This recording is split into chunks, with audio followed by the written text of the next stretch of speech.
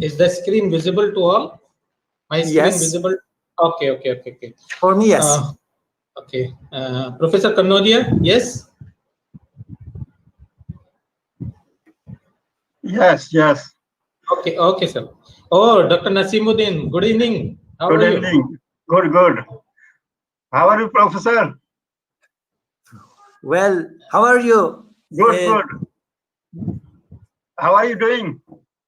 Yeah, thank you very much. There has been quite a long time since we could not have contacted to us. Yeah. But thank you very much for all your help regarding this special issue as well. In that sense, with your quite valuable contributions. Thanks a lot once more. I have recommended you. Thanks a lot. Yes, I know that. Thank you very much. Thanks a lot. Okay, no problem. Okay. Professor Mary, on the bottom please. side of your screen, one icon is there. That is meet.google.com is sharing your screen. You please stop that one. Hide. Sorry. Hide. Click on hide. One moment. Mine is for my case. I could not notice that whether it is there. One moment, please. For my case, I cannot notice it. I cannot see that, unfortunately. Sorry. It was on my screen. I have removed it. Yes, it is your screen. You are right. Okay. Thank you very much.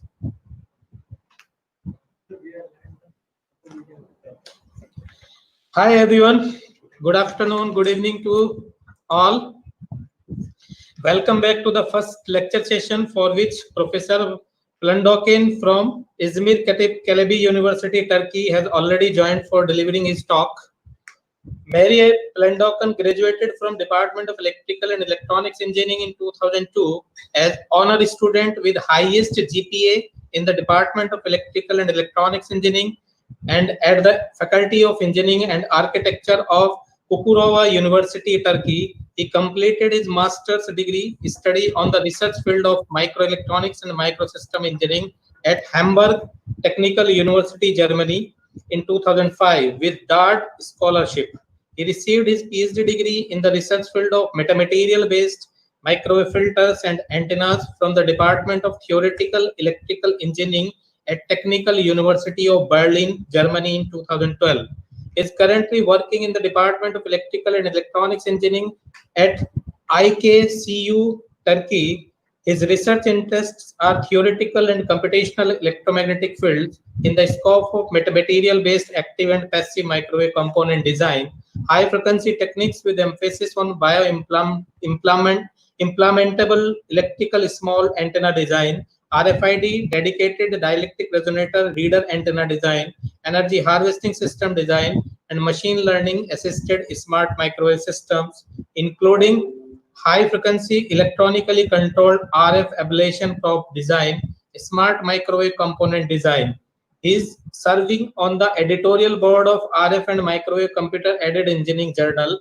He has previously served on the editorial board of Radio Engineering Journal. With this, I welcome you this evening and as well as this good afternoon from your side as the first speaker of fourth day of this 1 week long Indo-Canada workshop on RF energy harvesting system. Please proceed for your talk, please. Okay. Thank you very much for your nice words on me. And now I am going to try to talk about the design of energy harvesting systems for the case of the design of low power, low Professor, voltage. First present mode. Click on present mode and PPT. Yes. Okay. Yes. Yeah. Yes. Now I think press F5 or slideshow. Yes. So that it should come on full screen. It takes some time, unfortunately. Okay. Yes. Okay. Now it is fine. Now, first of all, thank you very much for these nice words on me, and it's a very great pleasure on my side to take part into such a very nice workshop with such valuable colleagues. And now I am going to talk about RF energy harvester-based self-charging system for low power, low voltage electronic systems. As I have just done previously, followed up some nice presentations of other valuable colleagues, they have also mentioned about lots of other quite detailed explanations on the current design strategies in the energy harvesting system designs. And now at this stage, what I would like to mention about is generally what we have done up to this time in our research group. And so I would like to just try to give some general information for the quite large number of the audiences which who are not very familiar with such kinds of the topics. So due to that reason, it will be a little bit much more introductory level for the experts, especially as you. And in the introduction side, I am going to talk about the general definition of the radio frequency energetic systems, some objectives which are just then to be followed up for the basic design strategy of such systems, and some very short literature review that have been just then done up to this time with the previous studies. And then later on, I am going to deal with the main design considerations and numerical computation results and experimental results of some source of pre-selected rectangular designs. And I have decided to talk about the main forms of these three types of rectangular designs. And later on, I am going to conduct you the general remarks. And the most important point that I would like to emphasize are the future works, what to be done in the scope of the energy harvesting systems. And maybe we can also just then have a very nice discussion on that issues, just then to put more forward on this topic. And as we could just mention about that, the RF energy harvesting systems, we have the RF signals that are just to be generated by the loss or by the quite large numbers of the sources, including the radio and the TV transmitters, VLAN hotspots, and other electronic wave radiating systems, which are to be just used in our daily life. Even in some cases, they are, of course, unwanted ones, which are to be just hindered in order for the electronic devices to be more compatible on the these source of the radiations in terms of the EMC and EMI. And but for this case, we have a transmitting antenna for an RF energy source. And but the main important part is not the source itself, the effect of that source, namely the electromagnetic wave itself. And this RF ambient signal is just then to be then received by the receiving antenna. And there is also one sort of another additional electronic circuitry, namely the impedance matching circuit. And we have, of course, this part is a very important part, namely the RF DC rectifying circuit, and of course the DC output voltage. The main point in the strategy of such source of the design of systems is just then to get out probably the highest value of the DC output voltage from the ambient RF signal. But on the other hand, as we know from the basics of the electromagnetic theory, that the stored electric and magnetic energy content is also another point to determine the level of the DC output voltage to be obtained at the end of this energy harvester system. And this is, of course, highly related to the load of that part where this DC output voltage is to be observed. So which system is to be fed by the use of this DC output voltage, in another way to say. So here the design of the receiving antenna is very important. Impedance matching circuit is quite important in the sense that it has to be at the stage of where this signal level is to be kept at the desired level. In another way to say, the loss in terms of the conduction losses and of course the reflection losses are to be kept as small as possible. And RFD's rectifying circuit topologies that we have just previously designed in our laboratory are the general forms with which are mainly based on the Schottky barrier diodes. Of course, as I've just previously noticed that there are colleagues who have mentioned about some other rectification circuits which are based on the transistors, and they are also very, very nice circuits, and they have expressed their studies very well with the close collaboration to other institutes as well. And now the DC output load is also very important because it affects directly the impedance matching circuitry as well in that sense. And the main problem in the design of the harvesting systems is that the circuit analysis that has to be conducted for the determination of the DC output voltage level from the ambient RF signal is the general design of the whole systems by the rules of the nonlinear circuits. So because of the nonlinearity of the circuits, all the strategies have to be just done once more quite elaborately thought of with the aim of having the highest degree of the output voltage, because as you know, the ambient RF signal level is not linearly dependent on the value of the output voltage to be obtained at the end. So the impedance matching circuitry is later on to be changed once more.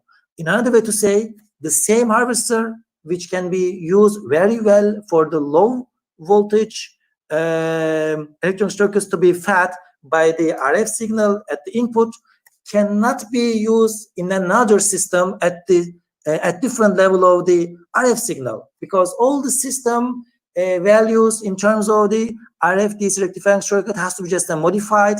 Just the matching circuit can also be just kept a little bit in the same manner what we have just previously designed, but even there is in lots of designs what we could just notice that they have to be just also modified correspondingly, but the receiving antenna can be always kept in the same manner. And the main important point is just to increase the DC output voltage level. So what we have to just think of that the antenna is generally aimed to be omnidirectional. And on the other end, so by the use of all these information, what we could just point out here, important point is just to design an appropriate RF energy harvesting antenna first of all, and to design the appropriate RF to DC rectifying circuit by the use of lots of different forms of the circuit topologies, including the Greiner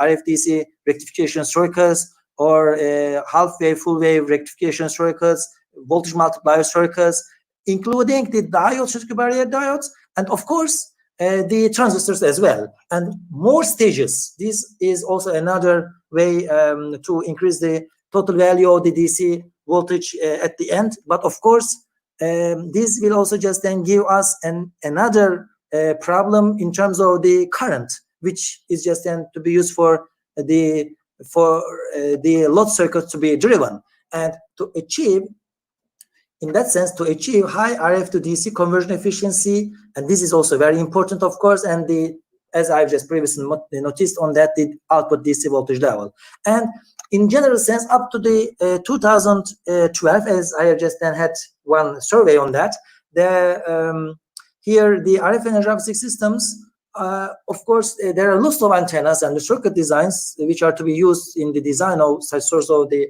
circuits, but generally the average output voltage is in the range of 1.5 volts. Of course, what we have to mention about is the input power levels on the rectification unit side in that sense. So minus 15 dBm to minus 10 dBm input power levels, and there are some sorts of the of course studies which are mainly concentrated on quite low levels, and I am going to present ones in that sense. And in some literature surveys, we can also notice that in the range of minus 20 or minus 30 dBms, or in that range, what I just mentioned, in minus 12 dBm as well, which are to be dedicated for special purposes at some certain locations from the hotspots of the VLANs, for instance.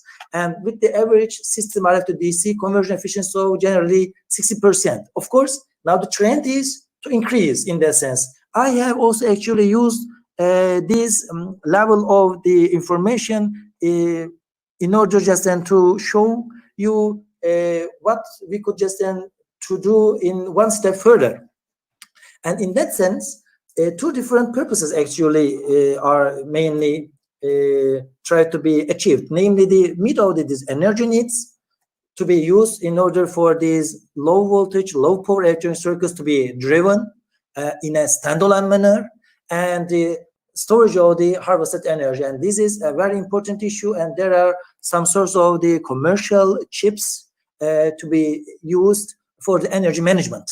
And of course, this part is important in that sense, and I am going to talk a little bit later in the future works what to be done, in the sense that the question is that can it be one way to manage this storage of the harvested energy in much more intelligent manner, and I'm trying to mention about in that sense later on.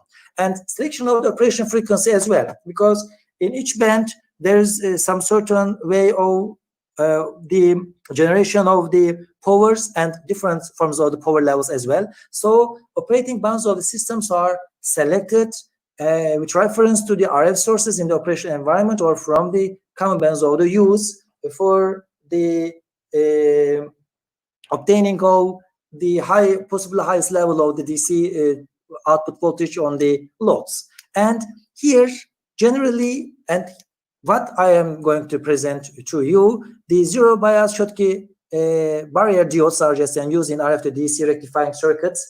As I just previously mentioned about that, some colleagues have mentioned about other very nice electronic circuit topological designs as well for the nonlinear electronic circuits, including the transistors as well. And in this literature review, I have just then had two frequency bands, namely the 900 GSM band and 2.4 IEEE 802.11 BGN band here. And then this is 2.4 gigahertz, and the first one is the 900 megahertz. And here, as you see, we have some gain values which are to be just then obtained by the use of the RF energy harvester antennas. And now the question is, how can we manage to increase or to improve the gain of these antennas? And there are lots of the other strategies in that sense. Of course, keeping these physical dimensions as small as possible. So we know that the gain and the Q factor of the antenna, in other way to say, in that sense, the bandwidth, there is a limitation in between. So we have to just then keep in mind our borders in that sense. And these are the center frequencies which are to be presented in the literature. And the most important point is here, the output voltage level. So this means that with the input power level in the range of minus 11 dBm, what is obtained at the end is 1.08 volt DC voltage at the end. And here, these are unfortunately not specified in the articles. And here, of course, by the pre-information on the RF to DC conversion efficiency, namely the 65% or 18.2%, here we can quite easily determine what is the output voltage at the end. And these are the input power levels here, again, minus 10 dBm, minus 20 dBm. These are the ones which are to be obtained at the input of this rectification unit as well. And or they can also be, of course, specified with reference to the foot point of the antenna. And in the same manner, again, in 2.4 gigahertz energy harvester systems, again, we have also just had the gain values as they have been specified here. And in the same manner, the output voltage levels can be somehow a little bit, in some studies, a little bit lower, but we have to just keep in mind that here the RF input power level is again quite low level. And the most important point here is that RF to DC conversion efficiency has to be improved, has to be increased, and the output voltage level is going to be later on correspondingly increased. But the input power level is very, very important. This is the nature of this nonlinear circuit design, as we know very well. And namely, talking about the these general forms of the introductory parts for the great audiences in the sense of the basic information for the design of the energy harvesting systems. Now, I am going to mention about some design considerations that we have managed to achieve for the design of the rectangular designs. First of all, this is the first rectangular design, and it is the one which has been inspired by the use of the spring resonators, and we have used the spring resonator form of that antenna as the radiating part of that structure with the elliptic form of small patch on the ground plane. Here RG1, RG2, they are totally different, so there is one slot then there. So we are trying to excite the first resonator and the second slot resonator in order to obtain the high degree of the gain by the use of that structure in addition to the coupling of the two resonators for the size reduction. And we use also the single stage related voltage rectifier, and we have total temperature sensor to be energized at the output port of that circuitry, and due to that reason we have selected one just one special digital temperature sensor, which could be also used in general sense for some applications, for instance in microcontrollers and or micro processors. And this is KY028 digital temperature sensor. In the second antenna design, again in the same manner. So here what is aimed is to gather the GSM signal power from the ambient, and just then to harvest this energy for the energizing of the some source of conventional digital temperature sensors. And of course, this is the DC biasing parts of these temperature sensors because of the DC nature of the signal at the end. And here, the main strategy is different from the first one. We have just then used the Hilbert fractal resonator-based antenna here, and the slot again for the way of increasing the gain and the size reduction with the coupling of this slot resonator as well on the ground plane. And again used the single stage related voltage rectifier because it was sufficient for that case for the energizing of the digital temperature sensor in that sense. And in the third one, we have changed the operation band from 900 megahertz to 2400 megahertz, namely 2.4 gigahertz. And here we use a T-shaped resonator antenna and single stage related voltage rectifier again, and we have optimized the DC load as well at the end. So optimum load has been just then later on searched. And here this is the T-shaped resonator. Here is a fork form that is quite very well known in the literature and then used in some papers as well. And here a T-shaped, but the most important point in this harvester systems is actually to use another circuitry which is to be connected at the end of that antenna. So this means that the circuit size is generally large in comparison to the use of these circuits in much more practical forms of small compact volumes. And in the first case, this is the fabricated form of that antenna, and the design of that spin resonator based or inspired antenna in that sense, it has been just designed, numerically calculated by the use of the numerical computation program, commercial name is the CST Studio Suite, as you know very well. And we use a split ring resonator structure on the top layer and the framed elliptic structure on the ground. And it has been, of course, optimized for the use of that antenna in GSM 900 frequency band. And we use, of course, the very good substrate in that sense, because in high frequency circuits, generally, the substrate selection is also very important, not only for the monetization of the antenna, but on the other end, to obtain the possibly highest value of the RF signal to be converted into the DC form by the use of the rectification unit. So because of that reason, it is also quite important. And now, here later on, in the simulated reflection coefficient results, what we have obtained is the quite good value of the return loss in the range of 21 dB with 10 dB bandwidth of 35 megahertz at 900 megahertz.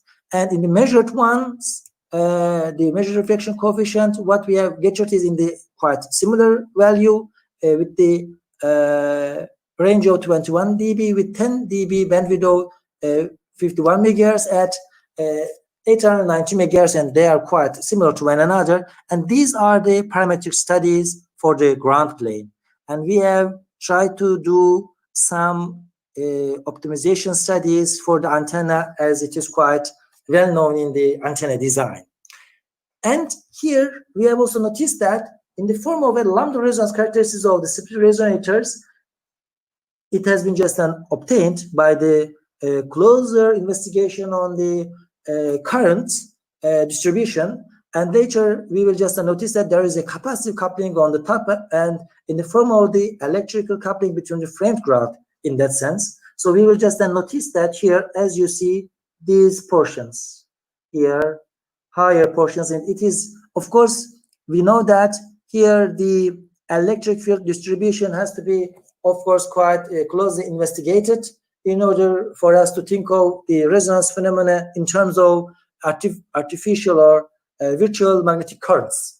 And these are the radiation patterns, and we have obtained the half power bandwidth in the range of 94.8 degrees in azimuth XY plane. And here, this is what I just meant. Omnidirectionality is important here because at any direction this antenna is positioned, the aim is always the same, to get out the possibly highest value of the RF signal. And later, what we have conducted is to think of that structure in much more visual form. Namely, we have also in CST, we have also just defined the a plane wave which is polarized in the y direction, and this radiating field is in that sense modeled as a plane wave with the excitation of 1 volt per meter as a emulation of the experimental setup, in another way to say, in a far-field region with a distance of 500 millimeter from the antenna. And we have total what the value of the voltage at the end, and of course what the value of the current at the end. So the lumped element voltage of 88 millivolts and the current value of 1.7 milliamps. So we know that the antenna foot point is the main location where this RF power with the level of minus 11 dBm has been just then captured out, which is to be used at the input port of the impedance matching circuitry, which is to be used in such forms of the RF energy harvesters between the antenna and RF to DC rectification unit. So because of this, this is a very good emulation for us to think of. And this has a very good intuitive pictorial view for the general deduction what is going on in the antenna, even by changing the polarization, because these antennas are also polarization sensitive, and it has to be also searched quite elaborately. And later on, we have designed and then numerically calculated in answer of design with the single stage related voltage rectifier, which is very well known topology based on. For this case, we have used SMS 7630 Schottky detector diode from Skyworks in conjunction with this here lambda/4 impedance transformer with the inductor, and there is also here the lambda/4 impedance transformer, and we have inductor and the capacitor as well in order for this impedance, which is seen looking into the matching circuit, to be matched to the 50 ohm for this antenna. And here the resistance values 50 kilo. Here the important point is we have used the nonlinear model. In some studies, as you know very well, in the data sheets, you can also just then use some simplified lumped element model. They can also be used. This is quite logical in that sense. But on the other hand, the nonlinearity of the system cannot be quite well reflected, unfortunately, in terms of the understanding the phenomena which is residing in the background of that mechanism. So due to that reason, we have used all the SPICE parameters in that circuitry. This is another important issue to be mentioned out. And in that sense, we obtained then these are the symmetry reflection coefficient, which is obtained for the case of the input signal level at the stage of the minus 30 dBm here, and with the value of minus 30 dB for the S11 parameter. So this means that this is the input reflection coefficient of the circuit here, but for different input power levels, as you see. So what I have done is that I have first of all thought of what the value of the possible input power levels to be used for the design of the energy harvesting system. And I have noticed that they can be just used, let's say, up to the 0 dBm, namely 1 milliwatt. And I just thought that it can also be operated at a in a very efficient manner by the use of the pre-sketched matching circuitry and RF to DC rectification unit, but at the quite low level of the input power level, namely in the range of 1 microwatt, and this is that one.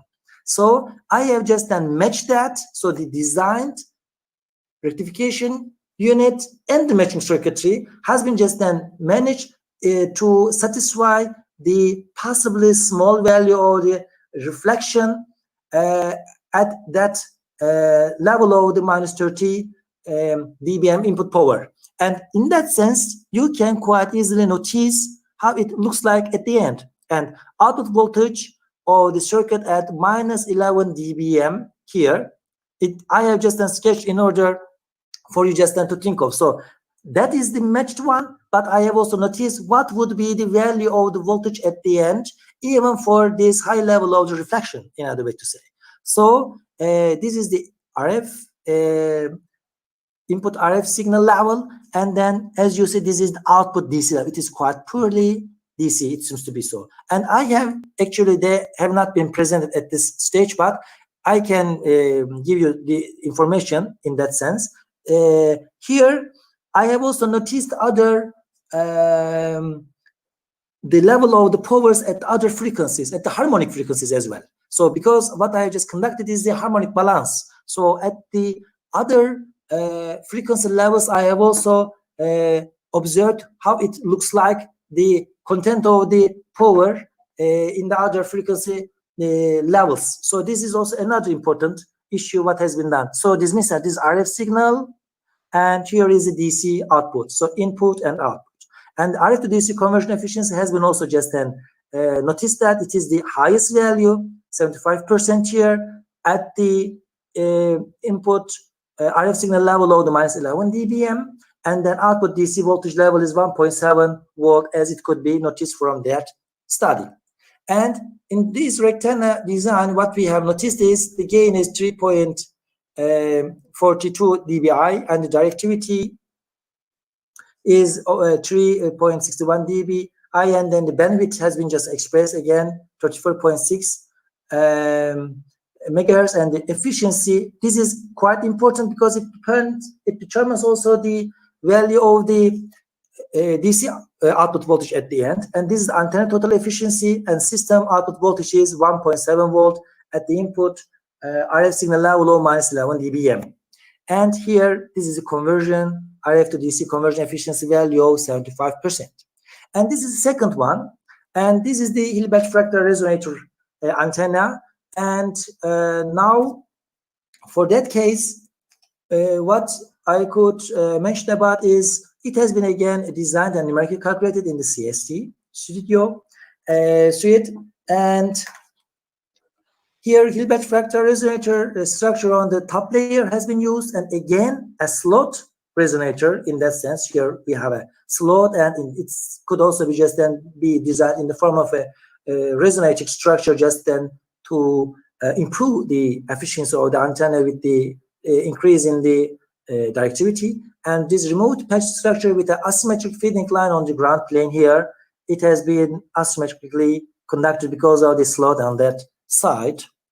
And again, in simulated and reflection coefficient measurement results, what we could just notice is that in the numerically computed results, we have obtained 34 dB return loss level with 10 dB bandwidth of 40 megahertz at 900 megahertz. And in measured reflection coefficients, we have noticed that 890 megahertz with the return loss level of 32 dB with the 10 dB bandwidth of 55 megahertz. And so they have quite good correspondence as well.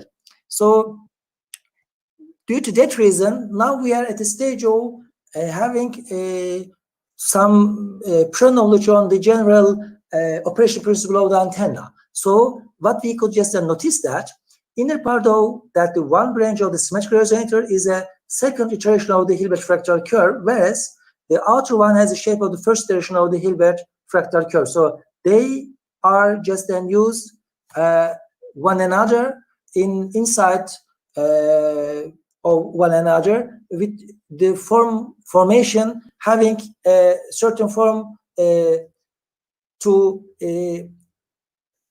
decrease the total antenna size with the use of such form of the radiating structure. And this is the main aim for the reduction of the resonator form factor. And here another main aim is actually to introduce a novel antenna topology here consisting of various combinations of different orders of fractal curve iterations. And this is a very well-known strategy, as you know, in the antenna design. And these are the radiation patterns again. So here, of course, there's one point here which is can also be quite easily noticed in the omnidirectional radiation patterns at the points of the locations of the directed form of the antennas in the dipole antennas, for instance.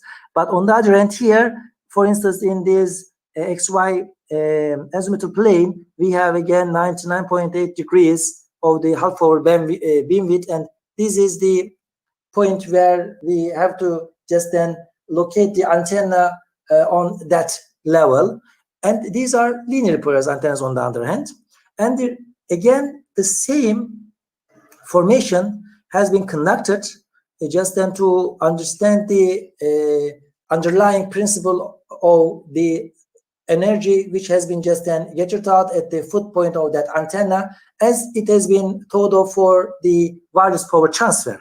So the radiating field is again modeled as a plane wave excitation with the value of the 1 volt per meter and experimental setup in a far field region with a distance of 500 millimeter from the antenna. And again, we obtained the values of the voltage and the currents, and you will just notice that the ratio is approximately 50 ohm because it is a matched antenna. And from the value of the voltage at the foot point and the current, we will just then later on notice that it is minus 14.7 dBm input power level, RF power level. And again, we have designed and numerically calculated in the answer designer with a single stage Willett voltage rectifier topology. Again, by the use of the Schottky barrier diode. For this case, we have used the SMS 7630 Skyworks again in conjunction with just one inductor. And again, the same form of the RL with the value of the 50 kilo ohm, which is the input impedance of that temperature sensor. We have also measured that. And we have used that topology again with different values of the capacitors. And we have used, of course, the 2 diodes. And in both of these diodes, we have also conducted the nonlinear numerical computation for this circuit topology. This is another part.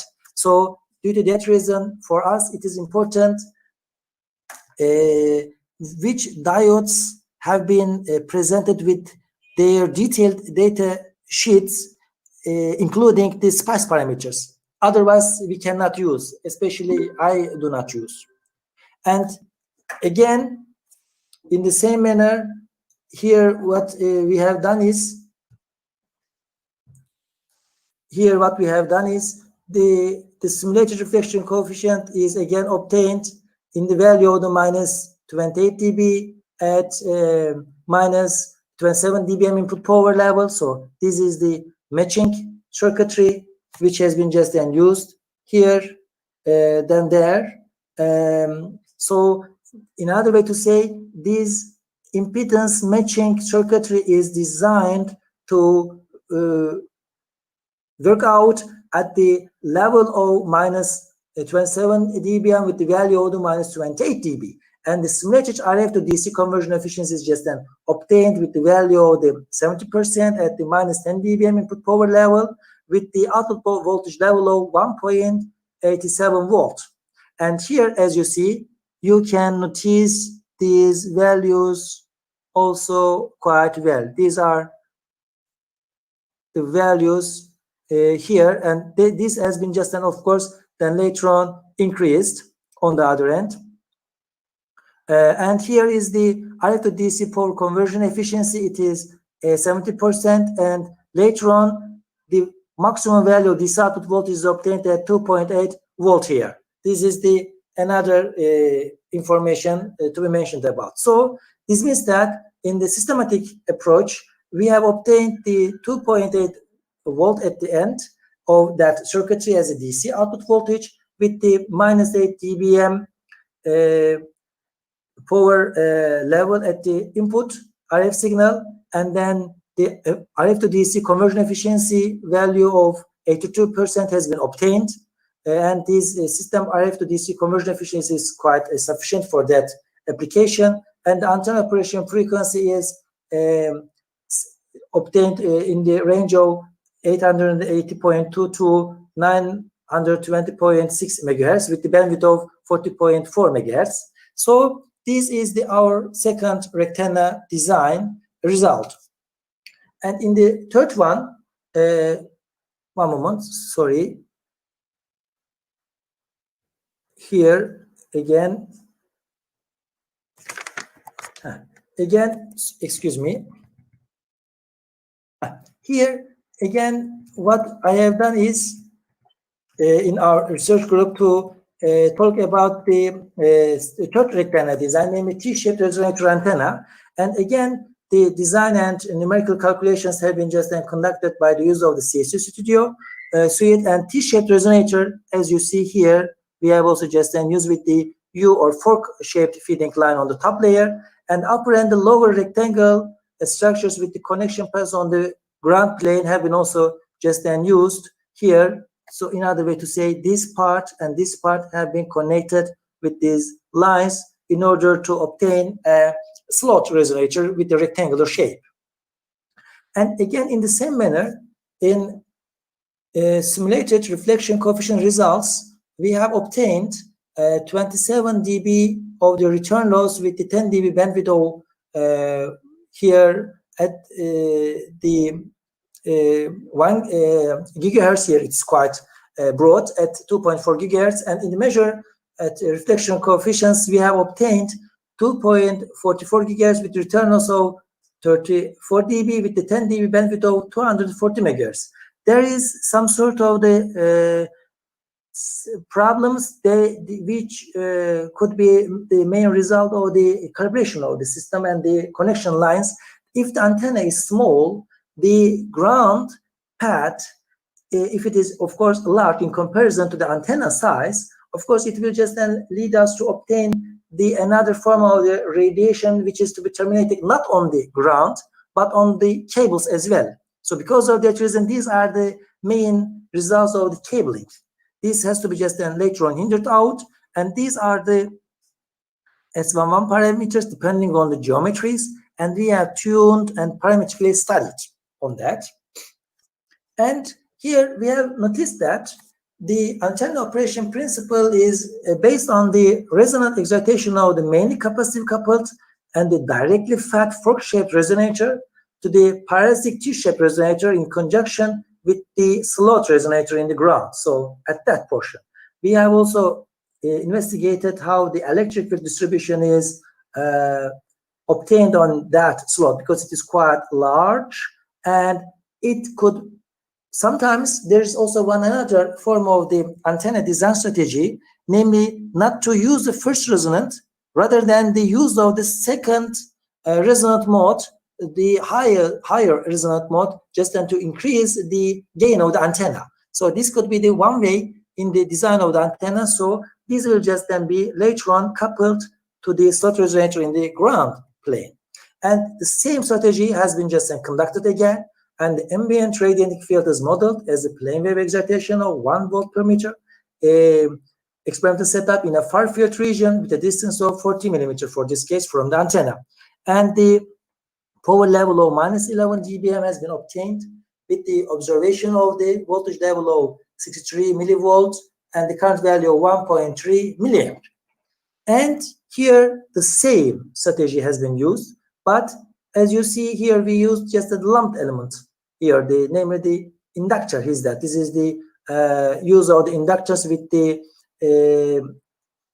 with that parameter, it is changeable and inductance. So it has been designed and numerically calculated again by the use of the unsolved electronics desktop with single stage, again, Willett voltage rectifier topology based on the zero bias short detector diode SMS 7630 Skyworks in conjunction with just one inductor. And we have optimized this load resistance with the value of 11 kilo.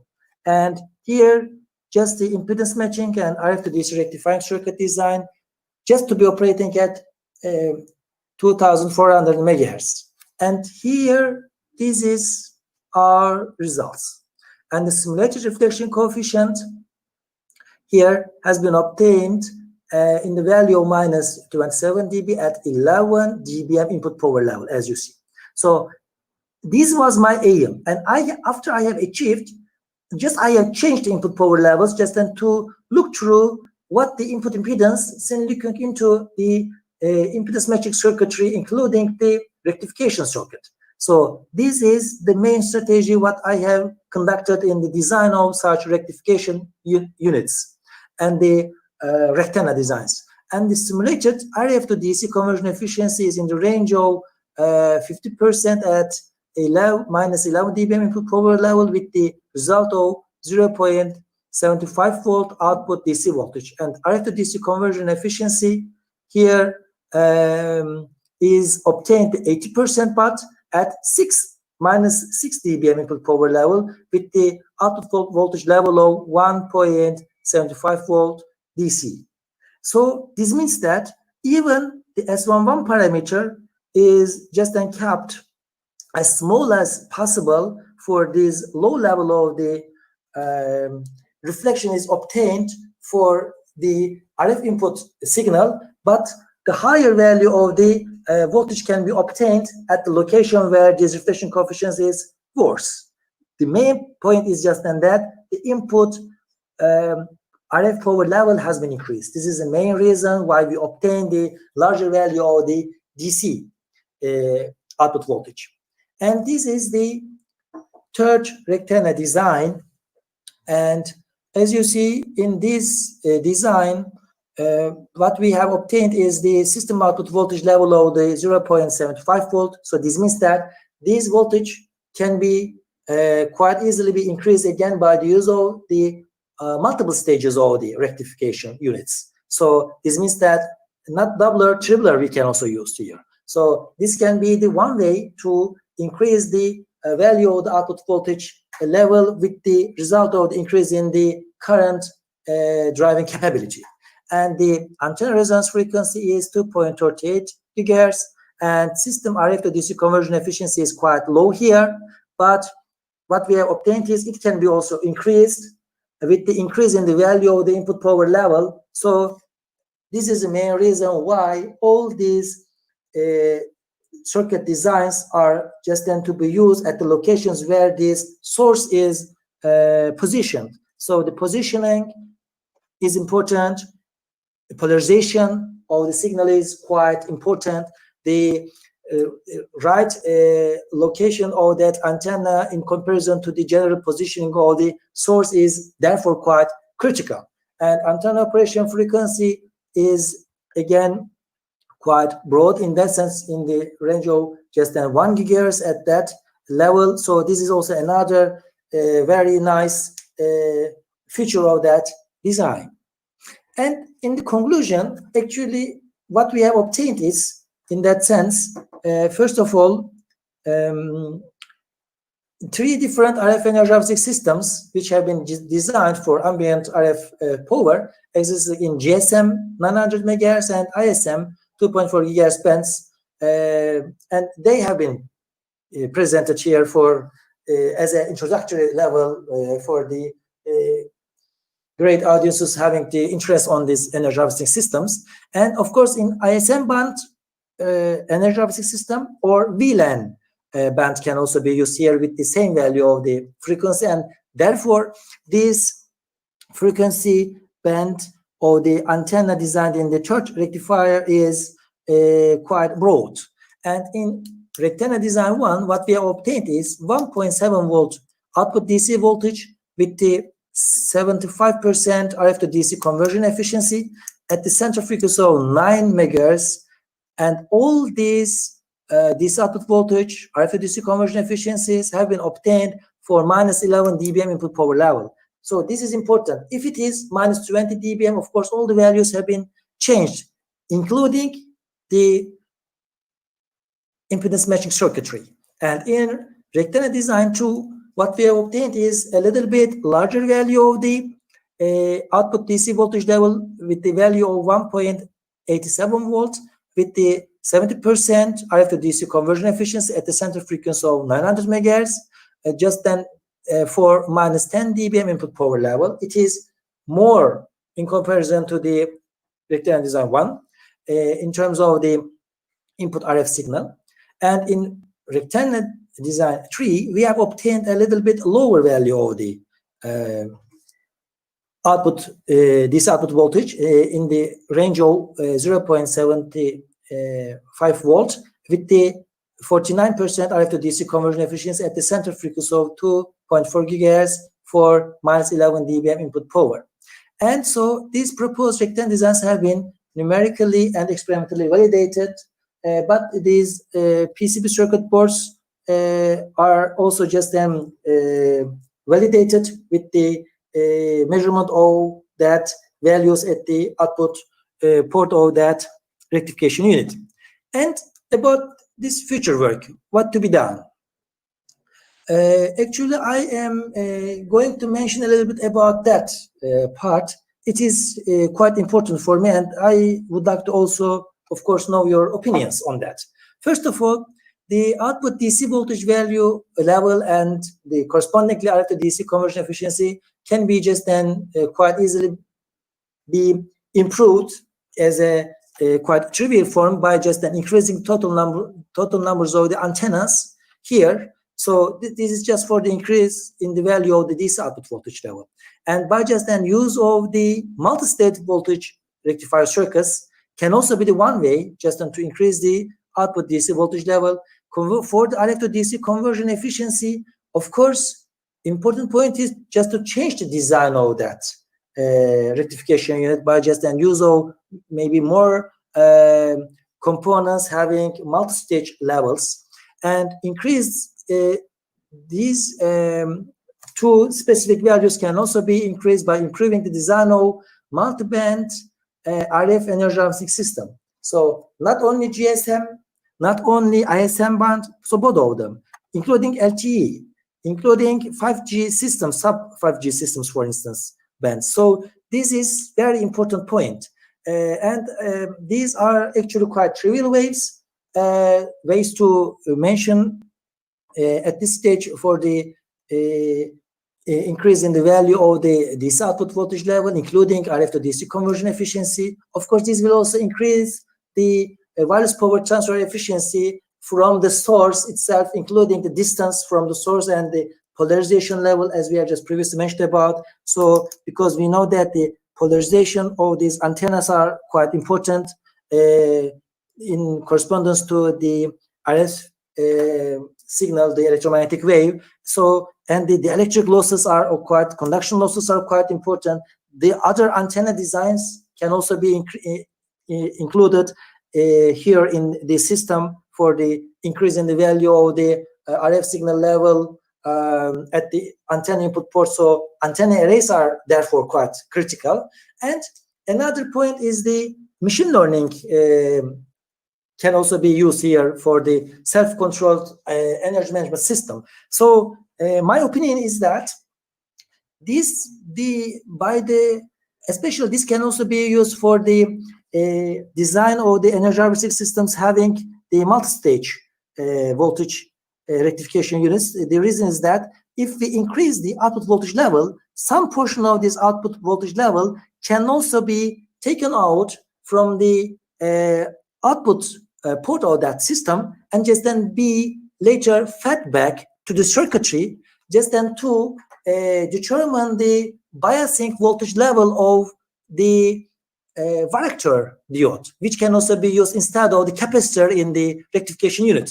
So this means that my aim is here, by just then proposing this method, namely, we know that by change in the value of the load and by change in the value of the RF signal level, we know that there is a certain degree of the degradation of the system performance. But this has to be just then later on improved. How can it be done? First of all, it can be done by just then having a redesign in the process. But in a highly dynamic system, it is impossible. So this means that this system, the static system, another way to say this pre-designed system, has to be done some way in a form of a dynamic system by just then including another additional varactor diode, which is to be located instead of the capacitances, which are to be used in the relative voltage rectification unit or in the impedance matching circuitry. This can be just then be here then located, and it can be then biased in reverse manner with the DC voltage level, and DC voltage level can be taken out from the DC output of that rectifier. And by the use of the machine learning algorithms, so another additional low power microprocessor unit can also be here conducted in order for this voltage level to be fed to the varactor diode. This means that an autonomous system can be obtained with the aim of highest value of the RF to DC conversion efficiency for arbitrary value of the loads and input power levels for the same circuitry. And this is actually a lack of information up to this time, as I have just noticed at this level from the literature. And another one is, of course, this can be quite easily be done by the chips. But what I have mentioned about is not the power management systems, but just then use of the other integrated circuits instead of the quite expensive chips. And more compact, highly efficient non-resonant antennas can also be used in RF energy harvesting systems. This is what I meant is that here we know that we have, I would like to just then show you, yes, from that example. Here, the impedance which is seen looking into the matching element, including the RF to DC rectifying circuit, is 50 ohm. And the question is, should it be 50 ohm? Actually, because the antenna input impedance is 50 ohm, this is the main reason why we have just then tried to use these matching elements in order for this impedance seen looking into the matching element to be matched to the antenna. But we know that maximum power transfer can be quite easily be obtained by just having conjugate matching. So in another way to say, if this antenna is not resonant, so this means that the size of that antenna can be made quite compact by just having a non-resonant structure with the value of a capacitive or inductive input impedance. And later, here we can also just then use these matching elements or the matching circuitry correspondingly by just then with the use of this rectification unit in order to improve the RF to DC conversion efficiency and output voltage level. So in another way to say, here, instead of the use of the larger, the antennas having the larger geometrical structure, but resonant ones, we can also just then use more compact, electric small, non-resonant antennas by just then here use of the conjugate impedance matching. We can also obtain quite efficient RF energy harvesting systems, and they are going to be made in a quite compact level because the antenna takes also quite large space in volume. And another way is what I would like to mention about is the vertical integration of energy harvesting antenna and RF to DC rectification circuit. And for our designs that I have also done, what I have noticed is that RF to DC rectification circuits are also quite large, because in the first design, for instance, we can also use the stubs or the radial stubs or the single stubs or the double stubs or the radial or other geometrical shapes for the matching. For instance, in the first design, what I just used was the lambda/4 transformer, and if the frequency is quite low, so this is quite high. And with the assembly of the SMD components in the circuitry for the RF to DC rectification unit, then the circuit is then larger. And this is a very big problem actually, because harvester is working well, but the problem is it does not fit in a quite small space. So due to that reason, a vertical integration has to be just then used for the energy harvesting antenna and RF to DC rectification. So there should be designed a certain form of a shield, and this has to be used as a platform on which the energy harvesting antenna is located, or RF to DC rectification circuit is located at the top. So not the horizontal integration, the vertical integration is very important. And another way to do is actually just then to include the rectification circuit inside the antenna itself, not a separate unit inside the antenna. And this has been achieved in the general sensing strategy of the RFID tags, because in RFID tags, again, the chips are just then used, RFID chips are just used, and they have to be powered with the RF signal as well, and which has been just then sent by the reader antenna. So this is the main motivation, how it could be just then managed. And conformal rectangular design for currently installed large-scale antennas. This can be also the another way. Here, what I just mentioned is just then to use the RF energy harvesting antennas, including the RF to DC rectification units inside a certain form of a large-scale antennas, for example, in a horn antenna. So this means that a horn antenna, the hollow side of that horn antenna in the feeding part, can also be here used in order for this antenna to be situated at that location here. And I know that there is one circuitry which has been just then used in a form of being inserted inside VR90 waveguide, which is the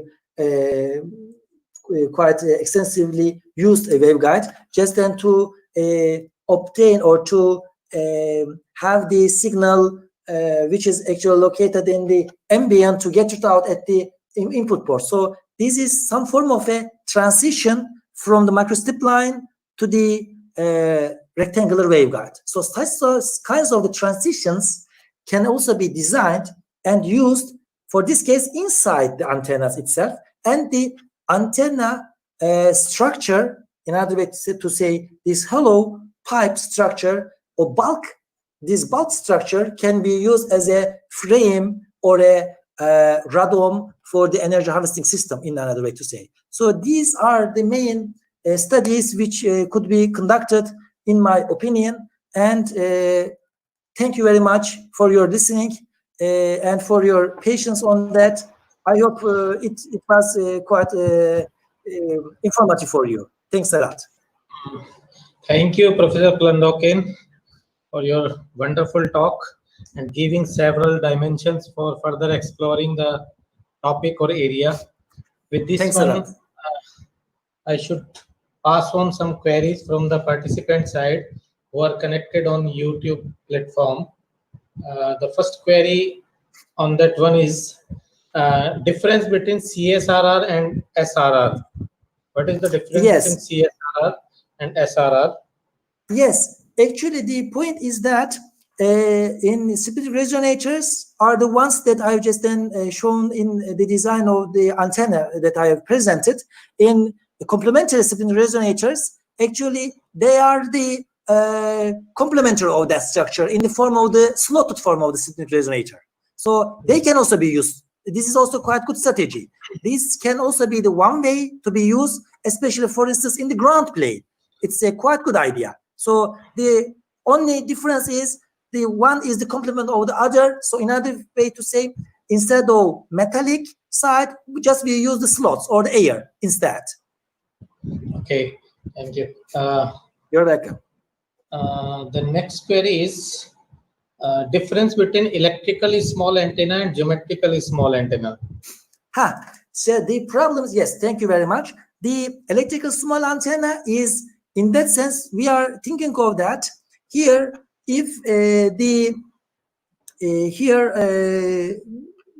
we can mention about that, the frequency is here important. So the physical size of the antenna, if the physical size of the antenna is quite small in comparison to the operation wavelength of that antenna, so the frequency at which it's resonating, it is just termed as to be quite small antenna. So here another way to say is that we can think of that the largest dimension of the antenna, if the largest dimension of that antenna is located inside a sphere, for instance, with the value of the radius in the sense of 2 pi over k, so this antenna can be also expressed as the electrical small antenna. So this means that we can also think of a hypothetical sphere with a radius of 2 pi over k, and if this antenna is located inside that sphere, this can be also stated as an electric small antenna. So actually, in that sense, the physically small size, sometimes it could be the case that the antenna can be quite small, but this can be quite easily obtained when the frequency is larger. So the physical size, the small physical size is important, but it does not make quite much sense when the frequency is not stated.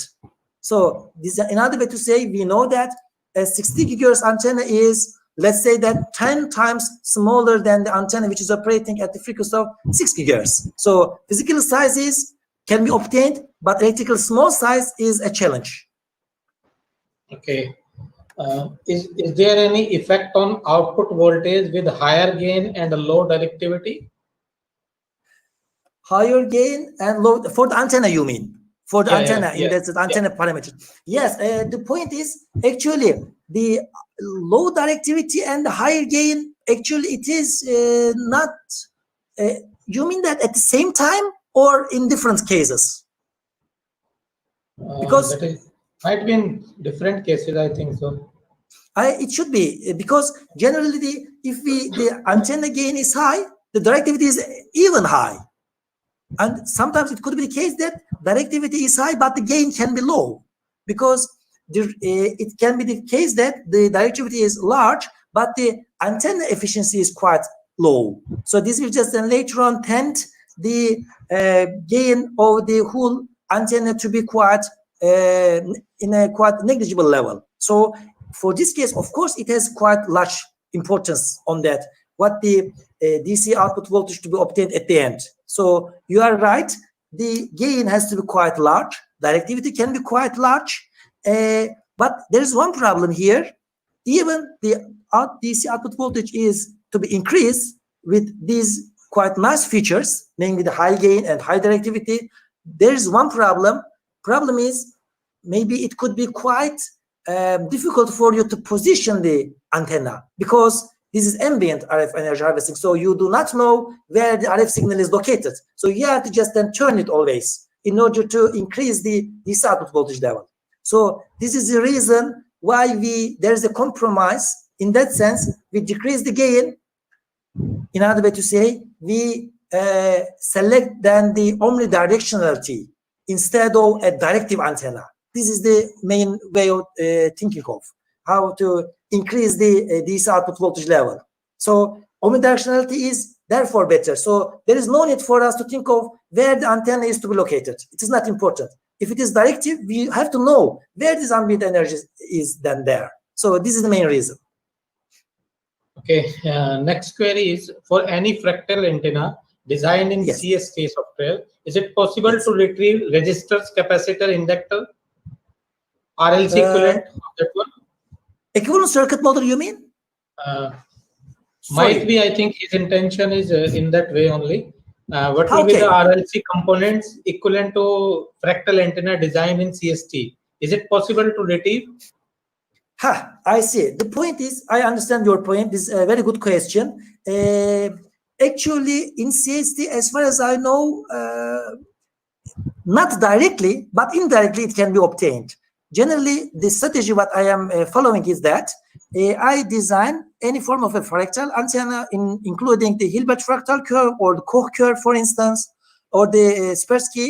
What I'm doing is just to obtain the input impedance, set one parameter, imaginary and real parts, and you can also just use a curve fitting algorithm, for instance, at a quite near neighborhood of that resonance frequency, and later on you will just then obtain a polynomial form, and later you can also think of that this is a systematic approach of input impedance of an RLC circuit. Then you can also then redo the this structural formation of the circuit components with the use of the L, C, and R. Okay, the last query based on your one PPT, that is somewhere in your presentation you have calculated current and voltage face to face taking 500 millimeter distance. If distance is increased or decreased between two antennas, then what is the effect of current and voltage? Yes, good question. Here, if we just of course decrease the distance, what we are going to do is just then to increase the DC voltage at the RF terminal and the current as well. So the power level is increased, and if we just increase power level, so there is the effect is the DC output voltage level is to be increased later. So this is quite nice. So we are quite near to the source, and it is quite nice for us because we are in the near field or in the near region of that far field to the source side.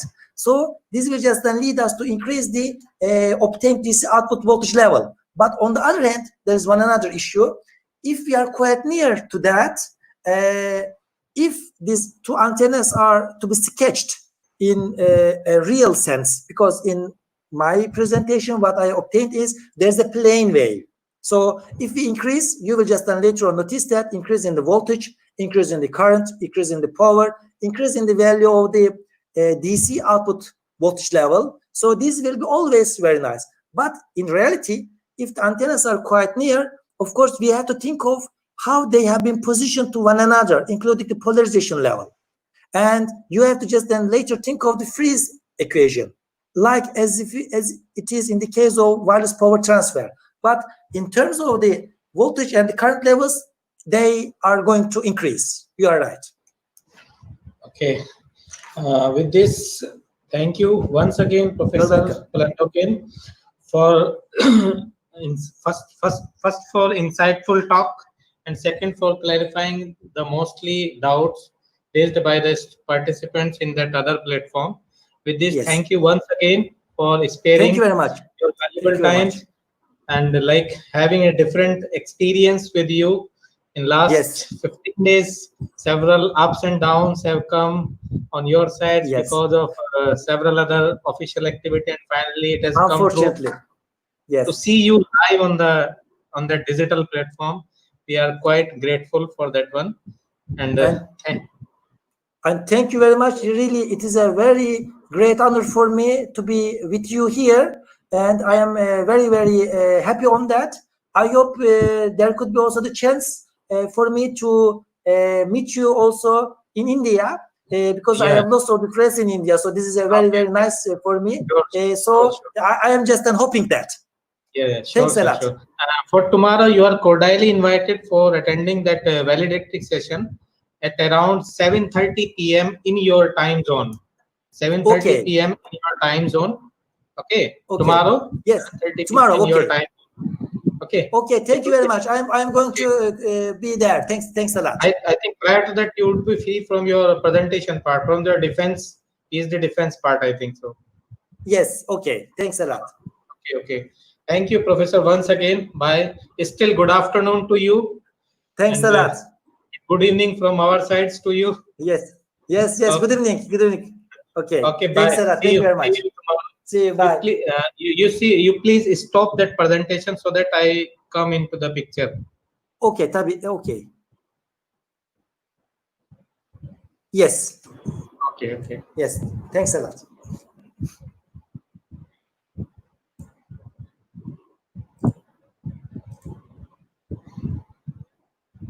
Okay. Now, as a second speaker, Dr. B.K. Kannodia, professor from Jawaharlal Nehru University, New Delhi, India, has already joined for delivering his talk on the topic Analysis and Design of Rectenna for RF Energy Harvesting. Dr. B.K. Kannodia is working as a professor in School of Computational and Integrative Science at Jawaharlal Nehru University, New Delhi since August 2016. Before joining this university, he had been in the Department of Electronics and Communication Engineering at Ambedkar Institute of Advanced Communication Technologies and Research, formerly Ambedkar Institute of Technology, Delhi, as a professor since February 2011 and associate professor during 2008 to 2011. Earlier, Dr. Kannodia held the position of lecturer during 96 to 2005, reader during 2005 to 2008. During 2005 to 2008, and also worked as head of the department in electronics and communication engineering at MJP Rohilkhand University, Bareilly, India. Prior to his career in academics, Dr. Kannodia had also worked as executive engineer in the R&D division of Messrs. Uptron India Limited. Binod Kumar Kannodia completed his BTech in Electronics Engineering from KNIT Sultanpur in 1994. He did his MTech and PhD in 98 and 2004, respectively, from Department of Electronics Engineering, Indian Institute of Technology, Banaras Hindu University, Varanasi, India.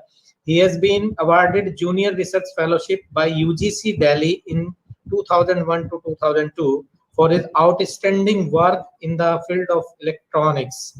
He has a keen research interest in design and modeling of microstrip antennas, dielectric resonator antennas, left-handed metamaterial-based antennas, ultra-wideband antennas, reconfigurable and circularly polarized antennas for wireless communication.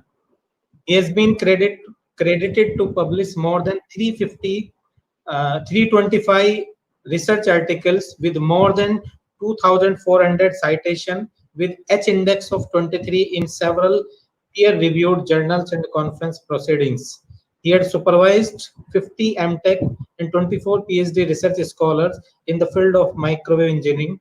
He is a reviewer for several journals of international repute with IEEE Transactions on Antennas and Propagation, IEEE Antennas and Wireless Propagation Letter, IET Microwaves, Antennas and Propagation, and so on. Dr. Kannodia had also executed 8 research projects sponsored by several agencies of Government of India like DRDO, DST, AICT, ISRO, etc. He is also contributing as associate editor for AEU International Journal of Electronics and Communication, published by Elsevier, as well as IET Technical Review, published by Taylor and Francis. With this wonderful profile, I am grateful to welcome you, Professor Kannodia, and invite you for this second session of this fourth day of workshop. Thank you, Dr. Taimur Khan. So, just I am sharing my screen. Okay.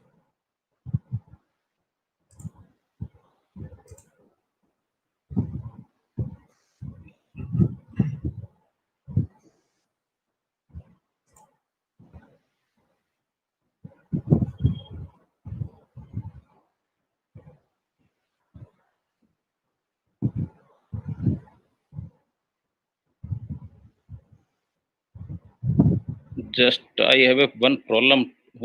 1 minute. Okay, no problem. Just.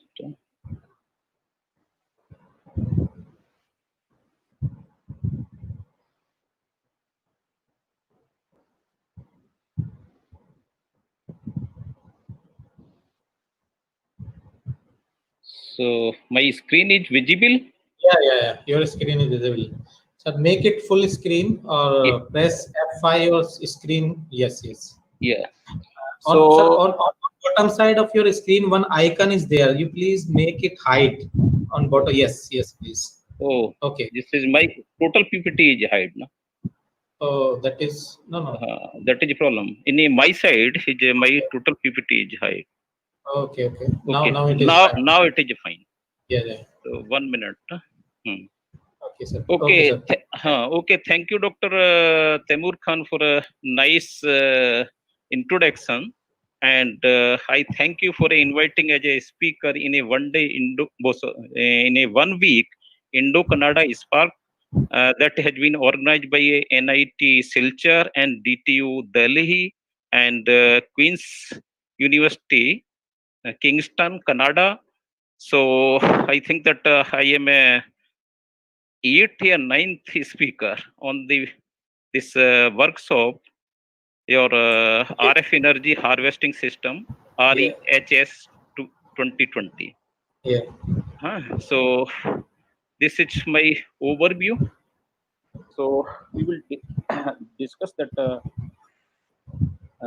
need of wireless energy harvesting and introduction of energy harvesting. Then we will discuss that what is energy harvesting. Even that I know most of a speaker they discuss that I know some of the questions may be repeated. So I apologize for same. And then we will discuss of what is a block diagram of retina, and then how we will design an analysis of a retina for a different practical problem for a different application, and some then we will discuss that some of applications, then conclusions.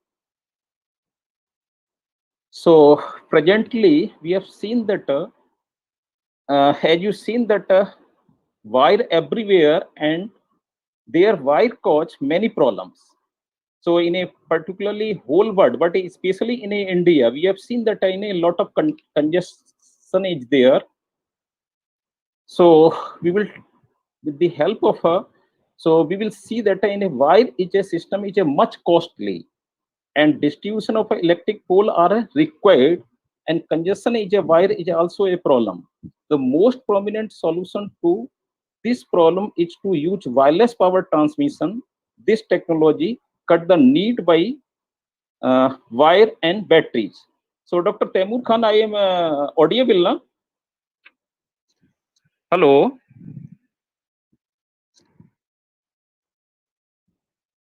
Hello. Hello. Dr. Temur. Dr. Temur Khan ji, I am audible.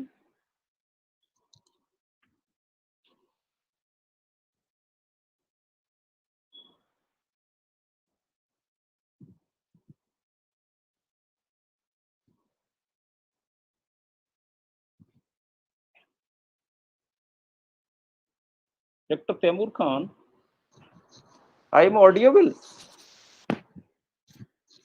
Hello.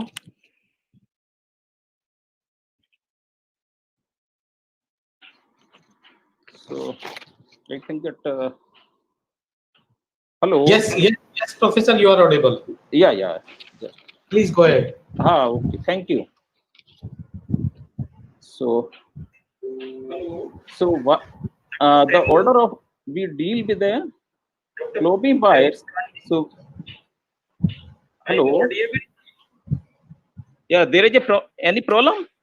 No problem at all. Okay, thank you. There is somebody asked that. So we are in a various. We have seen that in a why we are using of these wire.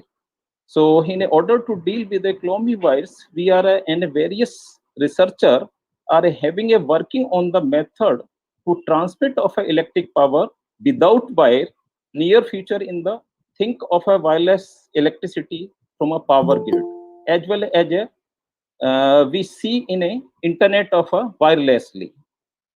The dream of a wireless power hotspot becomes successful. This was a dream of a Tesla and demonstrated in the experiment in 1899, and most of speakers, they already discussed that regarding of this experiment. Now the question is, why we avoiding the use of a wire? So this discuss is a harmful effect. So these three are a major harmful effect. So we see that in electric shock are a cause due to of a broken wire or the cable fault, and in the explosive environment, the wire can be work as a source of a ignition. The word come in a contact of a shock due to a underground electric system. The second main factor is the through wire power transmission. There is a problem of a wire losses, a large distance between the wires and transmission, the dissipation, large amount of a power. In a case of a India, we see in a example, the around of a 20 to 30% of a power is lost due to of a wide electric distributions. And so third, as a enhancing more and more electric device we use, but the battery and wire are a huge having a limited lifeline, and their decomposition create a environmental pollution, also called as a e-waste. So this you have seen that in this figure. So there are a modern era wireless system become an important of a human life. However, that decomposition of electronics based, and that is very harmful to a human body. So we have seen that in a case of a lead, so lead is a damage the brain. It also cause of a coma when body comes in a contact with it. And this mercury, we have seen that in a act as a poison when kidney and eyes and skin damage the central nervous system. Then arsenic, so we have seen that in arsenic, the effect increase the risk of a cancer in a lungs or kidney or liver. And that copper will also affect of a kidney, and bromine is also affect of a heart. So in a PCB, in that case, in a not a printed circuit board, that is polychlorinate by thin. So the chemical damage the immunity system and reproductive system of the body. And cadmium is a long term in a contact with the cadmium can weaken the bones. So these are a e-waste effect on a human body.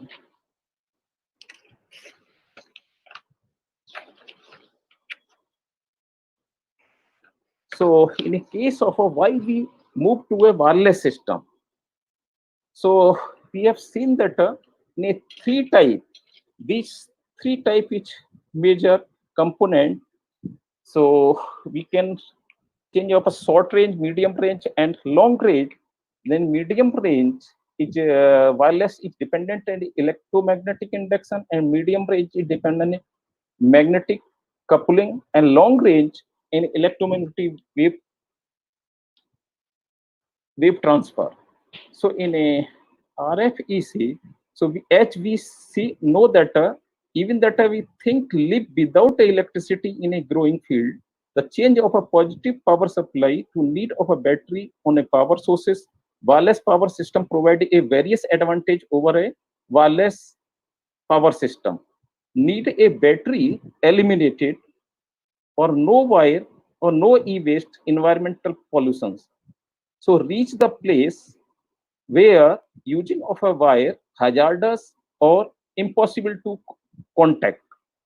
So it also environmental friendly, and it is a fast for a e-waste laptop and mobile phone, and automatically no need to sit near the power supply. So that is very fast.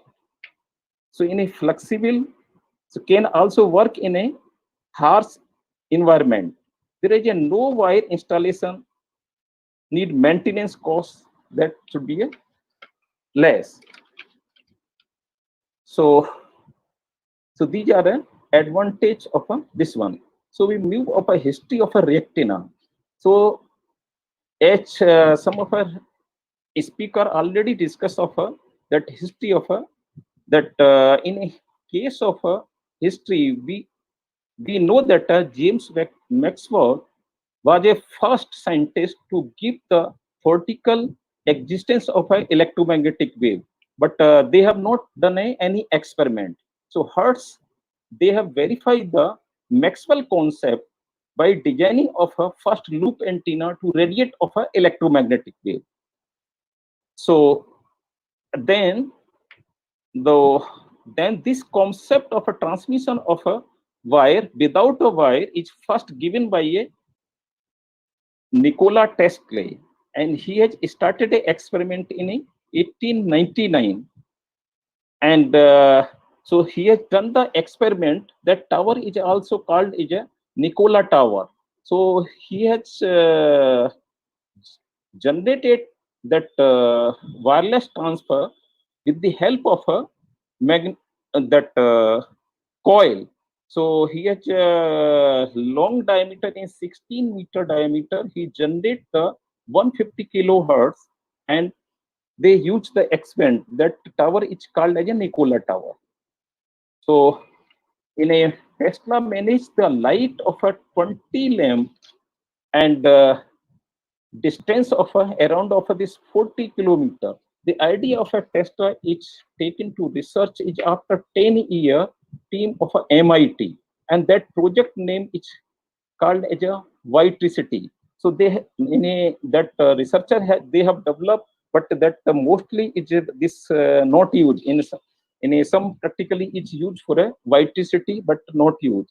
So in that after that, and W.C. Brown come into concept of a reactina in 1963. He is capable to obtain a conversion efficiency of a 50% by first ever design of a reactina. It is also called as a rectifying antenna. So in his experiment, they flew the microwave power first helicopter is 10 hours continuously at a height of a 60 feet, sorry. So now we comes on an introduction of a energy harvesting. So in a energy harvesting, energy harvesting, so some of a speaker already explained, so some of a repetition is there. In energy harvesting is a process of a capturing of a ambient energy, storing as a electricity after conversion. So this allow us to remote charging of an application. We cannot capture this freely available energy in a last of from the heat and light. So this is ambient energy. So in a different type of energy is available. We have seen that for energy harvesting. So wind energy, thermal energy, and vibrant energy, and acoustic energy, and solar energy, a part of this RF energy harvesting. Even that in some of ocean energy and nuclear energy is also there. So important of energy harvesting.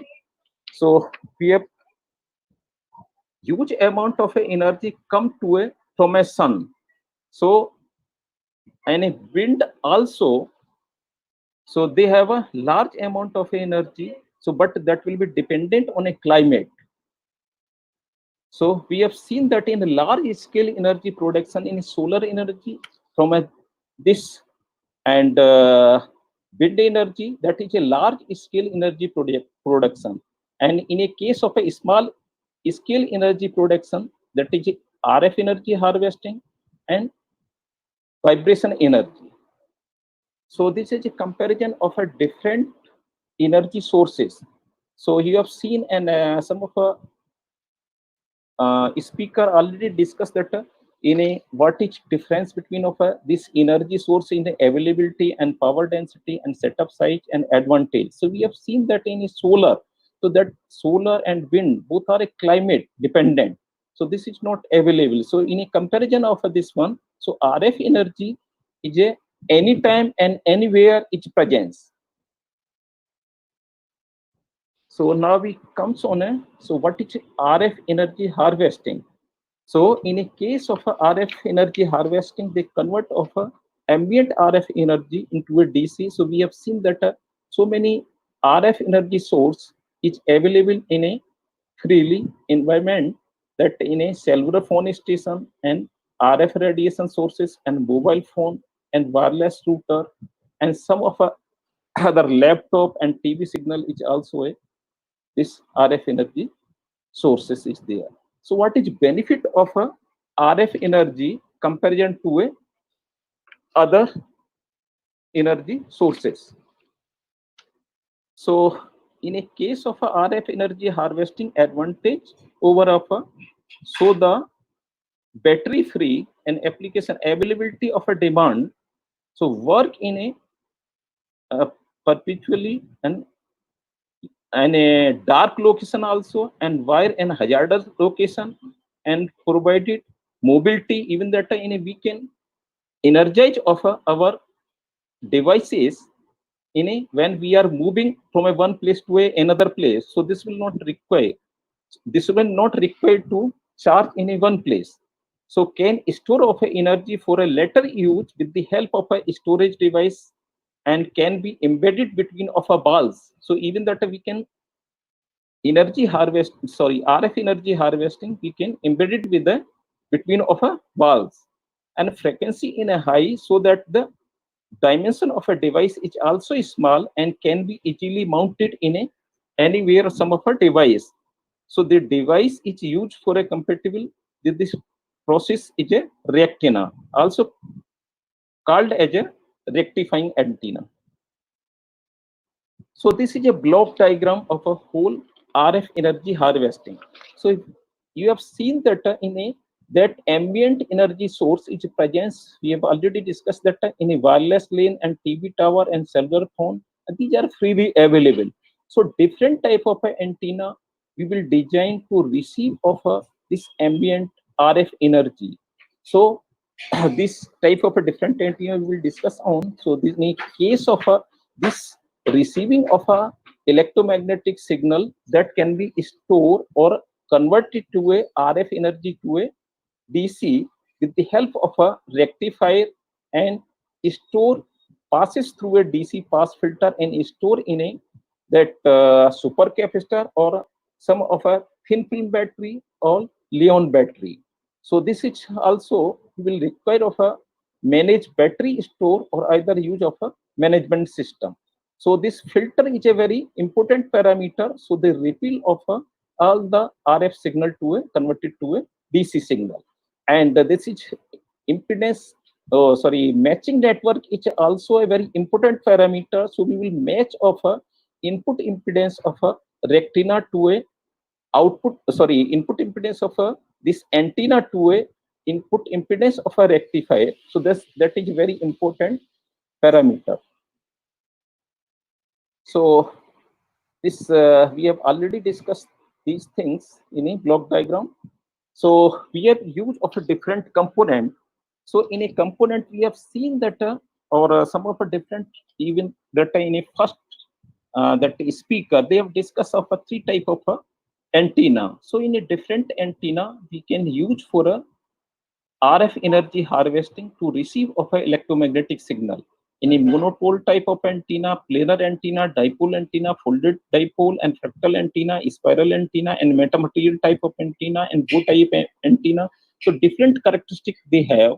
So the importance property of an antenna is used for a RF energy harvesting. Some of we have summarized that antenna design with a harmonic suppression of a property, because in a case of a first that in a we will design of a such type of a antenna, because then a rectified circuit is that non-linear circuit. So they create of some higher order harmonics. We design of a such of an antenna, so they cannot require to remove of a harmonics with the other, so they can combine with. So in another type of a circular polarized antenna, we prefer for a wireless power transmission, because in a ambient electromagnetic energy is available in a free space, that should be either linear, or that should be a RSCP, or that should be a LHCP, and different polarization is there. So we will combine of a different antenna to collect of that electromagnetic energy to convert of that DC energy. So we will require of a circular polarization antenna. Even that in a, after reflection from a wall or some of a optical, so polarization is changed. So we can receive or sensing of a electromagnetic signal with the help of a different type of a circularly polarized antenna. So in a gain of antenna should be a high. Even that in a previous speaker they have discussed that in a gain is how the important, and some participant each also ask of a question. So the gain is how is required, and the miniaturize of antenna is preferable because we want to install of a this RF energy system for a different application, or that require of a very less space. So in a last, so this property is a multiband and broadband antenna is demand, because the if we design of a broadband antenna, there is a difficult to design of a RF energy system or a design of a matching circuit as well as a rectified circuit. So preferably we will prefer for multiband antenna for a higher RF energy convergence. So these are harmonic rejection antenna, means that we have already discussed that any nonlinear device is there for a rectifying of a RF to a DC energy. So they generate of a higher order harmonics. So we convert of a by reducing of a this higher order harmonics, we increase the conversion efficiency of an antenna. So we want to require of a reduce the higher order harmonics to increase the conversion in efficiency. So there is a required to low pass filter or band pass filter to integrate of a rectifying antenna.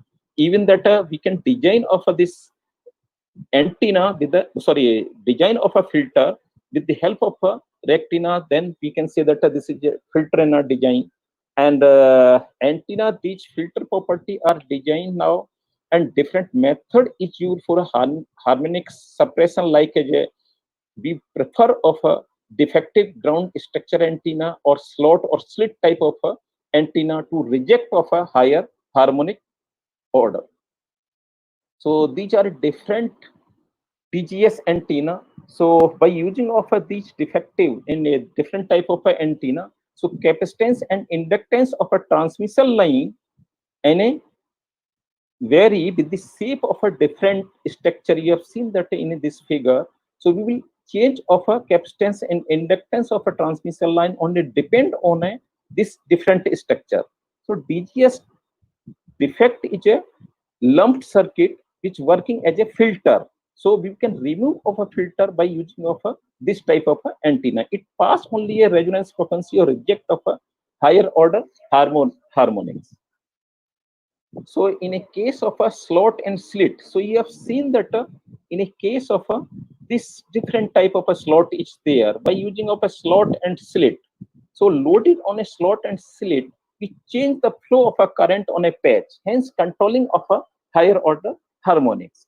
So current around the slot prevented the formation and undesired harmonics, and slot size and shape can be calculated according to the desired frequency. So other slot is also there, but we have we have seen that some of a common slot is available. So in a case of we require of a circular polarization. So what is importance of a polarized antenna? So we want to design of a polarized antenna to receive of a electromagnetic signal to convert of this RF energy to a DC energy. So we will require to have a different type of a method, so we can achieve the circular polarization. So you have seen that in a different method in circular polarization, it's achieved by using of a pulling way. Either we will change of a feeding with a 90-degree phase shift, or cross slot of an unequal arm length, or Y-shaped slot of an unequal arm length, and design of a with a truncated corner, and design of a peripheral cut, and design of a tuning stuff. So we can achieve of a circular polarization in a design of a different antenna.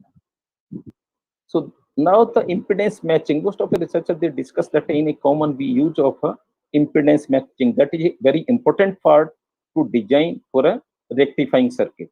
So different matching circuit, L section and pi section and LC pair circuit and differential matching stuff is required. So these are some of a rectifier. So in a these are a basic in a half wave rectifier is used, and the full wave rectifier is used. A Genarcher rectifier is used. Genarcher rectifier means that we have connect of a two full wave rectifier. So doubler of a voltage rectifier. We can also say that for this type of a rectifier. So in a mostly we have seen that in a lower frequency, is Schottky diode is used in a microwave frequency range, because they have some of the advantage in a case of a simple diode. So in a Schottky diode, it's much higher current density than a traditional PN junction diode. So we see that in a forward voltage drop between each terminal when the current flow through it is very lower compared to a conventional PN junction diode. So even that we have a this typical voltage across of this one is 300 to 400 millivolt across the junction. So this has a Schottky diode is having a very advantageous in a, for a reverse recovery time is very less, and conversion and efficiency is higher, and low forward voltage drop we have already discussed, and fast switching by using of this type of a diode, and higher power applications we require for a Schottky diode, and good power factor is also one of the applications. Now we want to discuss to design of in a complete system, means that antenna and a rectifier and filter and the store of store of that DC energy. So in my researcher, they have designed of a dual band rectifier antenna for RF energy harvesting for IoT applications. So proposed antenna that operate for a 2.1 gigahertz UMTS and ISM band for a 5.8 gigahertz for a RFID microwave signal. So these two dual band frequency for a UMTS and ISM band can be achieved with the help of this structure. So you have seen that in a different dimension it's given in a length and width and different direction. So we have used of this is a fractal shape, and so this is elaboration of that one. So fabricated antenna is shown, and H1 and H2 and H3 is shown. So we will find out of a simple equation, design fractal antenna resonance frequency with the help of this equations. So you have seen that in this A part, how we will elaborate of this antenna, how we will come to a final stage. So this is a microstrip feed line. In a just this is also a radiating element, and a just opposite of this one, and a antenna is consist of one side of a copper, and another side is a copper we have taken as a ground. So in a you have seen that in a this structure we remove of a copper, or you can say that we cut of a slot in a ground plane.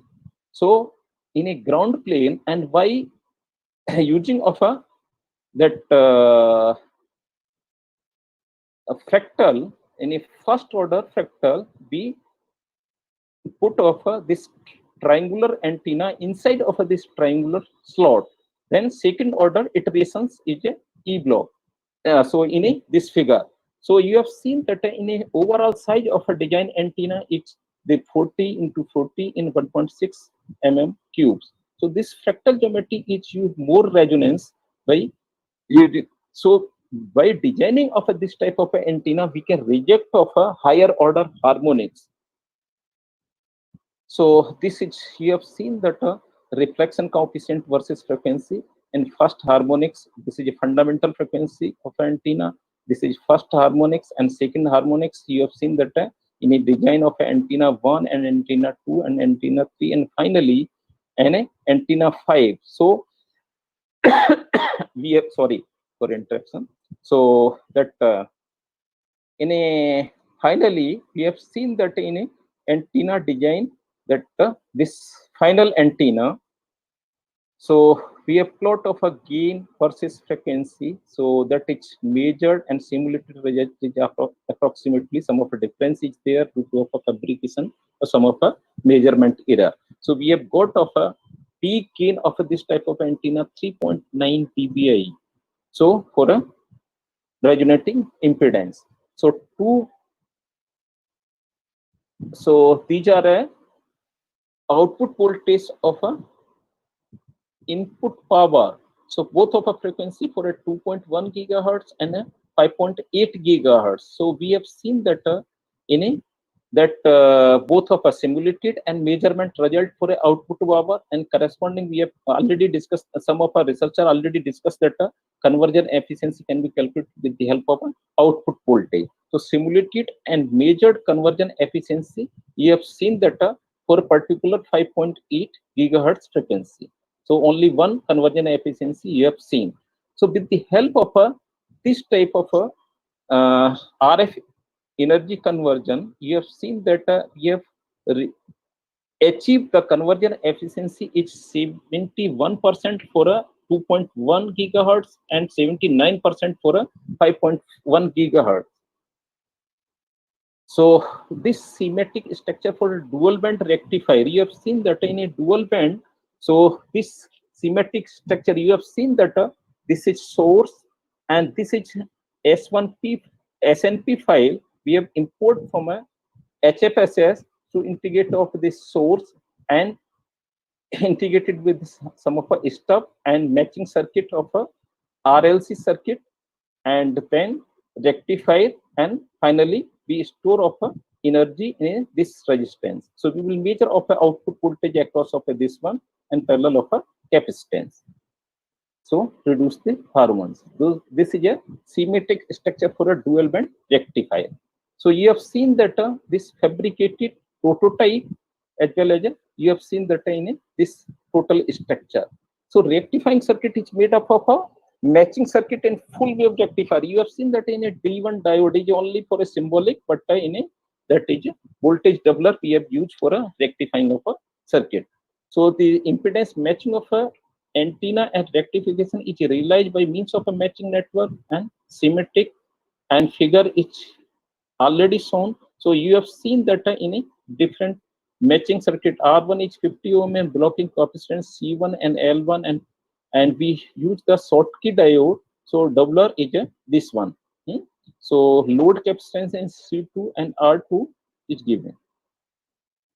So the second design, we have design of a triple band. After the design of a dual band RF rectifier antenna, and then we have designed for a triple band circularly polarized retina for RF energy harvesting.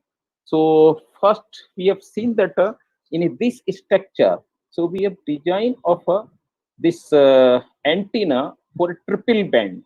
So how we will design of this antenna for triple band for different applications? So we will elaborate. So you have seen that in a different dimension is given, and we will elaborate of this one antenna. So we have achieved the circular polarization. How we will achieve, how we will design, you will see in this figure. So in a antenna one, we have taken that in a feed is a that microstrip feed is given, and the just opposite of this one is a ground plane. So you have seen that in a square patch is there, and square patch is radiating one of a frequency that is 5.2 gigahertz.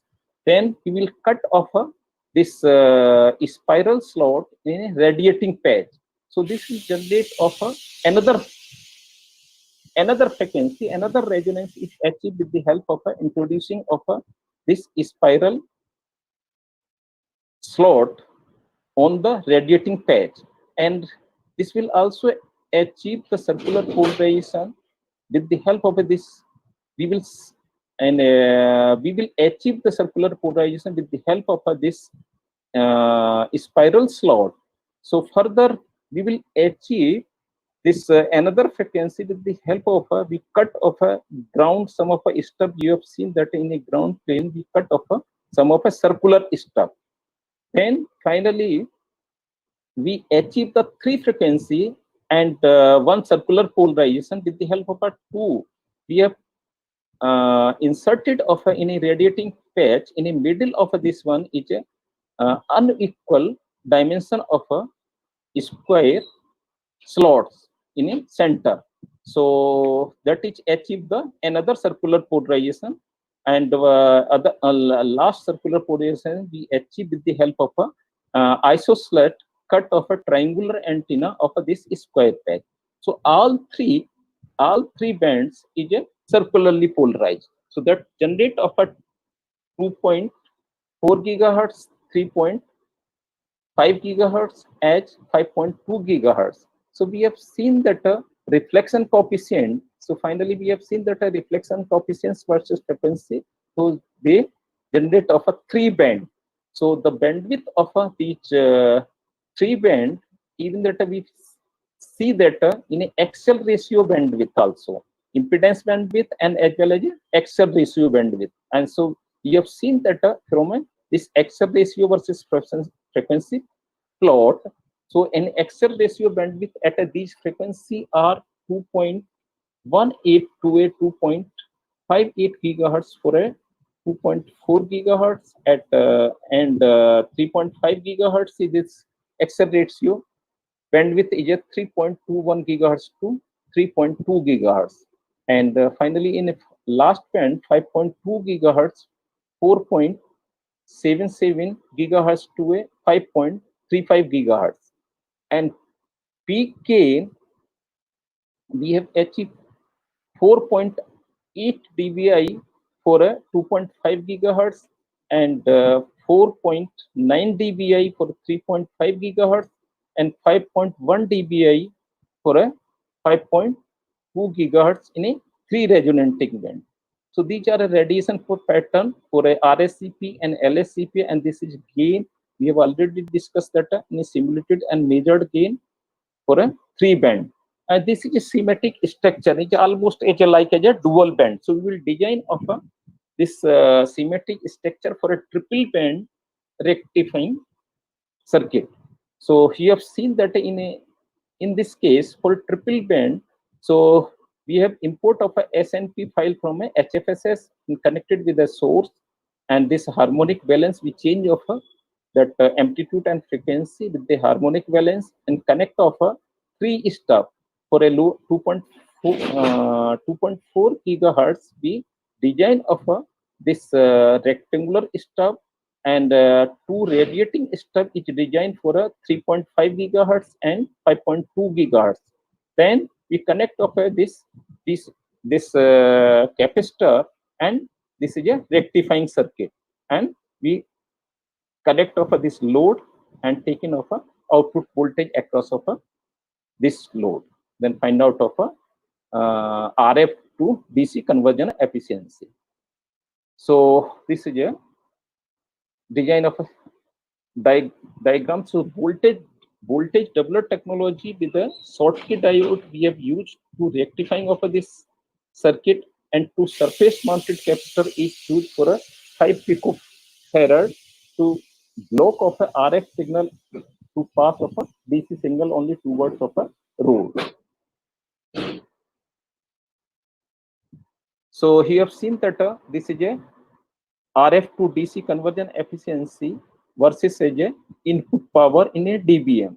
So this is a simulated and measured for a 2.4 gigahertz and 3.5 gigahertz and 5.2 gigahertz that frequency. So that is conversion efficiency. So you have seen that a maximum conversion efficiency in this case we have achieved 81.6%. So you have seen that this is a prototype, fabricated prototype. Then after the designing of a dual band and triple band, then we have designed of a dual polarized multi-band retina for a RF energy harvesting. So in this type of a structure, mostly we have designed ambient to receive of a ambient RF energy is harvesting is proposed for a support of a C-band frequency range application. So this antenna is designed for a particular 6-band. You have seen that it's a 4.75 gigahertz, 5.42 gigahertz, and 5.76 gigahertz, and 6.4 gigahertz, and 6.9 gigahertz, and 7.61 gigahertz in the range of this C-band 4 to 8 gigahertz. So for a different applications. So out of these 6 resonance, so this 6-band and 3-band 5.42 and 6.9 and 7.61 is a circularly pulled, right? With the help of a different technique we will discuss later on. Then we design of a matching circuit for a 50 ohm impedance matching. Then purpose of a rectification, so we will require of a combination of a 2 frequency we design of a different cell. So we achieve the conversion efficiency is 84% for a 7.76 gigahertz with a 15 dBm input power level. So this is a prototype of an antenna. You have seen that we'll discuss later on how we'll come on this one. So you have seen that this is a microstrip feed line, and you have seen that in this case we have taken as a square patch. In a square patch we have introduced of this U-shaped slot and rotate and to optimize direction according of a required frequency. Then we introduce of this circular slot is a ring shape. So you have seen that in this structure for a different band. So by change of a designing of a radius and distance between of these 2 circular slot, we can change of a frequency. So this antenna is fabricated on a FR substrate with the relative permittivity is 4.4 and loss tangent is 0.02 and thickness is 0.2 mm. So if how we will come in a designing. So in a case of this is, you have seen that the antenna 1 is this is radiating feed, microstrip feed is given, and this is a square patch, and then rotate insert of a use type of a slot and a rotating to optimize for a according of your required frequency band. Then we introduce of this circular slot in a around of this use type of a slot. Then we achieve the 6-band, and 6-band out of 6-band we achieve the circular polarization with the help of we cut the diagonally of a isosceles triangular on this square patch. So we achieve of a 1 band.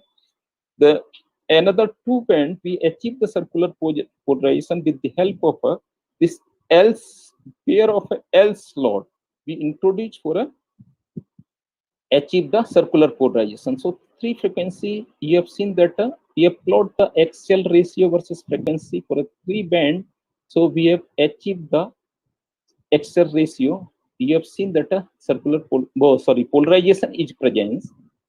So these 3 band. So you have seen that a fabricated structure of an antenna, this one, and the that dimension is 40 into 40 into 0.8 mm. You have seen.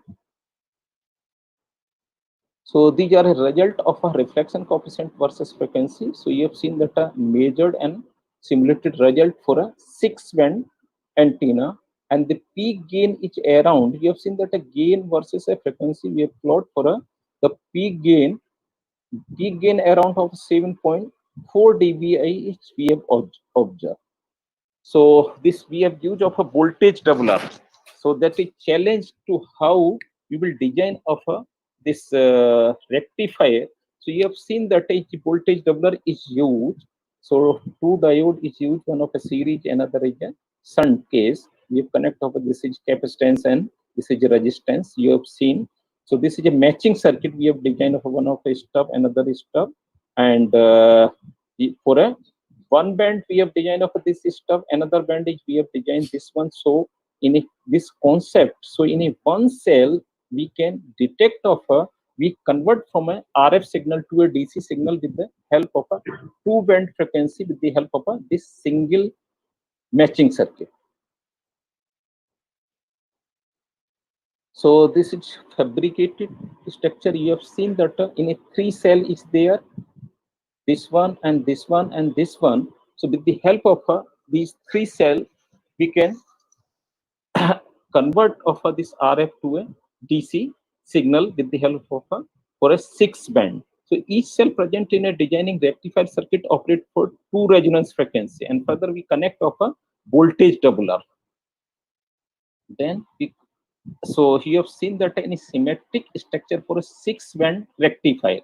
So almost similar in a we have connect of this source with a SNP file of an antenna and connect of this the design of this one and 3 cell to detect of a 2 frequency this cell from 2 frequency this cell and 2 frequency this cell and combine it with rectifying of a 6-band. So we find out the output DC voltage for a different frequencies. For a congestion, we have divided in a 3-band for this particular A figure and 3-band for a particular B figure. From a 4.75 gigahertz, so you have seen the output DC voltage versus input power level for a 4.75 gigahertz and 5.42 gigahertz and 5.76 gigahertz. And for this B figure, so output voltage versus input power level for a 6.4 gigahertz and 6.9 gigahertz and 7.61 gigahertz. So this is we achieve the conversion efficiency for a different frequency band. You have seen that. So RF to DC conversion efficiency is 80.23% is achieved at a 7.6 gigahertz for a 15 dB input power. So now the limitation of a Schottky diode. So if we compare of a to design of a retina in a with the help of this Schottky diode, if we compare for a CMOS and VGT and this GFET. So if we move for a higher frequency, so this Schottky diode is having a limitation. So in a back current is flow in this Schottky diode, so we cannot use for a higher frequency. Even the tennis size is a bulky, so we cannot use in a millimeter range and terahertz range. In a microwave range, Schottky diode is mostly prominent choice. So in a lower frequency, we use the Schottky diode, but millimeter and terahertz range we cannot use of this one. Even the tennis CMOS and BJT we cannot use. So one of a GFET can be used for a broadband as well as for a higher frequency, either in a millimeter range and terahertz range. So we have designed of another problem to compact graphene fed retina using a SIW broadband antenna for a RF energy harvesting. For this problem, present a retina consists of a graphene type of FET, and SIW antenna is operating in a frequency range of a 29 to a 46 gigahertz. So to reduce the size to eliminate of a passive reactance, a new matching circuit is designed and consists of a microstrip antenna as the butterfly stuff we use without using of any lumped element. And sensing element and rectifier circuit is fabricated on a RT duroid substrate and measure a conversion efficiency of 82% is obtained when the input power is 2 dBm. Sorry. The dimension of a prototype of a rectifier is 3.2 into 3.2 into 0.4 mm cubes and 3.2 into 10 into 0.4 mm cube respectively for an antenna and rectifier.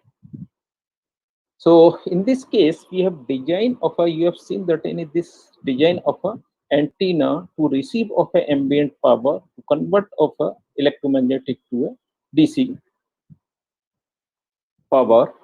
So you have seen that how we will design its come final stage. So we will elaborate of a, you have seen that in the microstrip feed line is given. This is monopole type of antenna. And so you have seen that this micro feed is given, and this we have cut off that angular slot.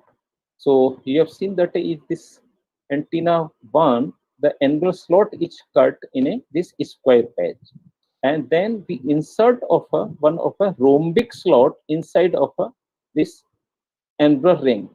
Then we cut off some of 4 stub on the match of this rhombic side of sides. So this 4 stub we have connect on the inside of a rhombic.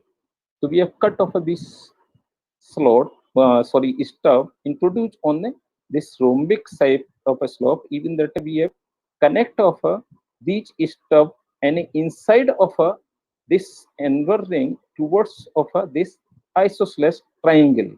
So for a perfectly match and designed for this particular frequency range, and this is SIW. We concentrate of a proper impedance bandwidth matching. So in a design of a SIW, we consider that this dimension of this SIW via is D is should be a less than lambda G by 5. So lambda G is the operating frequency of this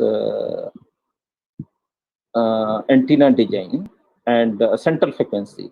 Then S is less than or equal to a 2D by square. So that is condition for a design of a SIW antenna. So you have seen that in a reflection coefficient, so we have seen that in around of a 10. So that is a wide band. We have received the wide band type of a antenna. So this is simulated and measured. So you have seen that in this this is black. So simulated, you are not perfectly same. So sorry for that. And in a case of we have seen that in this type of this graph, it's plotted for a gain versus a frequency and simulated and measurement. Even that in this one is measured is very black, so you are not able to see. So these are radiation pattern of a proposed antenna at 36.5 gigahertz and 39.5 gigahertz for a E plane and H plane you have seen. Then this is a rectified designing using a GFET antenna, and you have seen that in the matching we have fabricated of this antenna from a Korea. So perfectly, I doesn't know that we can able to fabricate of a graphene type of a PET antenna from India. So this is total structure. You have seen that a matching circuit and graphene PET and rectifier we have used. So you have seen that in 2 match line is there, and this butterfly is stuff match is there for a broadband. So you have seen that in symmetric structure of a graphene rectifier antenna. So similarly, we have symmetric diagram. Each of we have connect of this source and SNP file imported from a HFSS, and we connect of this microstrip design of a 2 microstrip line with a one of a butterfly stuff, and perfectly connect to a GFET, and this microstrip line is connected with that load. So this is a symmetric structure from a ADS.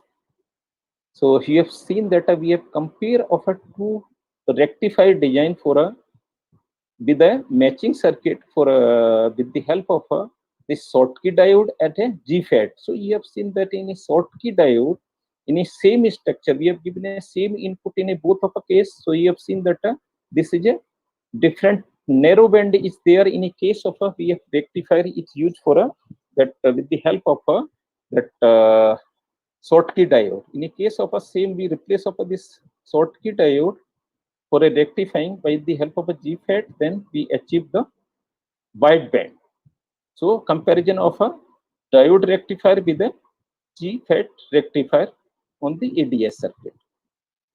So for this problem, we find out of a output voltage, output DC voltage versus a input power level, and simulated and measured, and we have also plot of a conversion and efficiency RF to DC that versus with the input power. So we achieve of a maximum efficiency is 75.6% for that particular different frequency.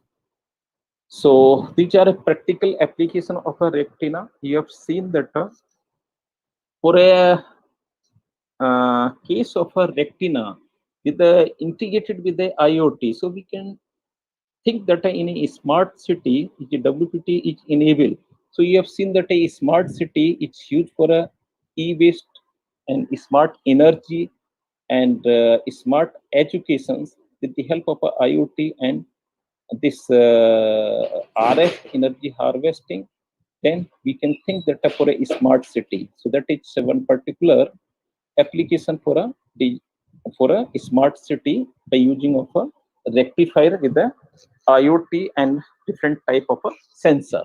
So another applications you have seen that in this figure for a smart vehicle, any smart vehicle. So you will require to communicate inside of a vehicle.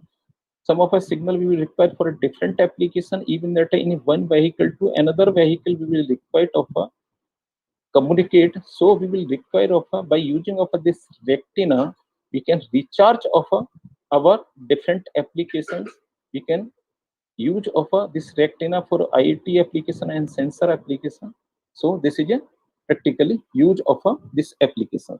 So another in a smart care for healthcare, you have seen that in this picture. This can be in a hospital and healthcare department by using of a, this facility. We can say that in a practically use of a retina for the IoT applications. So this is a small, the white city is radiating of a electromagnetic signal, and we receive of a electromagnetic signal is converted to a DC power with the help of this retina.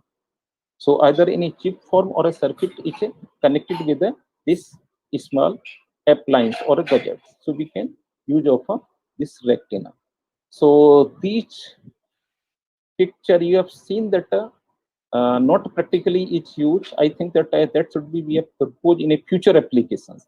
So in a case of an emergency or in case of a disaster situations, you have seen that for a case of an earthquake or some of a different situation and communications we cannot communicate, even that a charge of a different electronics gadget. So with the help of this type of a power source is there, so we can charge up of with this type of a power source our equipment or a drone is charged. So we can charge of a phone or our smartphone or some of a electronics gadget, so we can communicate in a different situation. So this may be a in a case of a maybe future application of this retina with the IoT applications.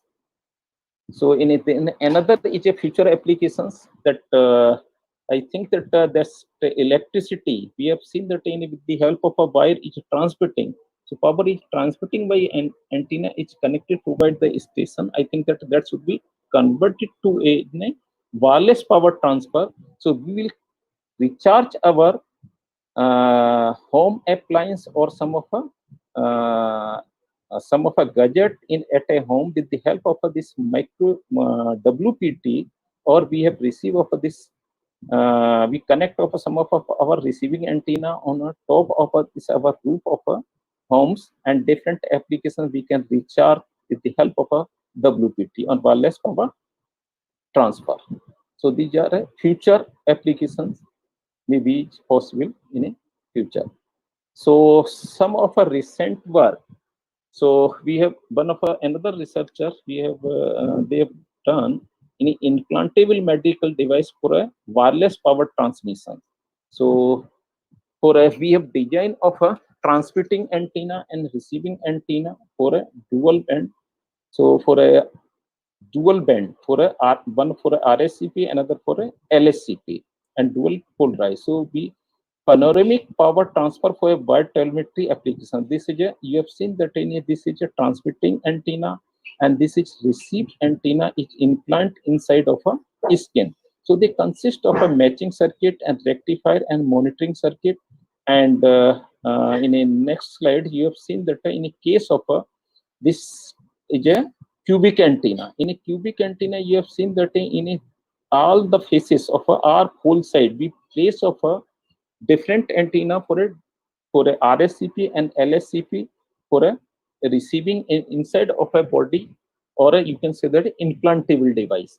And above and top of this one and below of this one, we put of some of a monitoring circuit board for a monitoring of a power level. So this is basic concept of a equation how the electromagnetic signal is radiating. So we will find out of a total power and total, and for far field each power is radiating and average power is calculated. So power link efficiency in a far field we will calculate for this one for different power link. For this RF power is source amplifying and transmitting antenna, and we include of a tissue effect and transmitting antenna and power conditioning. So this is practically you have seen that we have design of a cubic antenna and done of a implantable antenna for experimentally. You have seen that in the measuring setup. So we will find and plot of a reflection coefficient versus frequency, and these are that axial ratio. So you have seen that in a different. This is also the power telemetry measurement. This is a transmitting type of antenna, and this is a receiving antenna. So you have seen that in a different angle transmitting antenna, EA1 and EA2, we have use of a different polarization for a RSCP, and one we have transmit of a RSCP, another we have taken of a different antenna for a LSCP, and this receiving antenna we will take as a you are not able to see exactly, but you can see in this structure fabricated type of antenna that consists of two in a dual band, one for a RSCP, another for a LSCP, and we can change of this one as a for a particular band 2.4 gigahertz and 5.8 gigahertz, I think.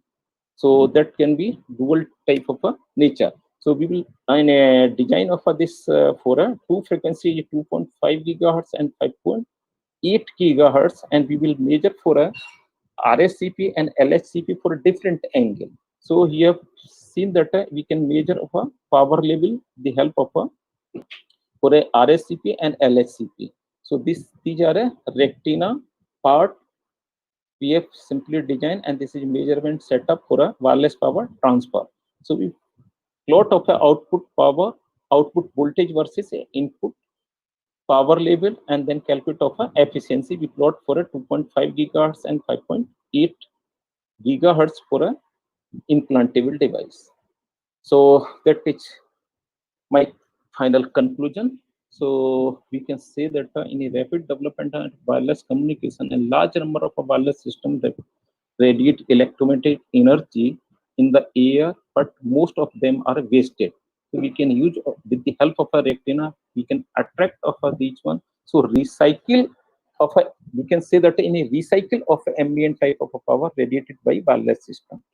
So, and 4 or 5 problem we have discussed for a dual band and multi-band antenna, even that how the we can design for a multi-band or wideband antenna high conversion efficiency for a millimeter range or gigahertz range when a low input power density is there.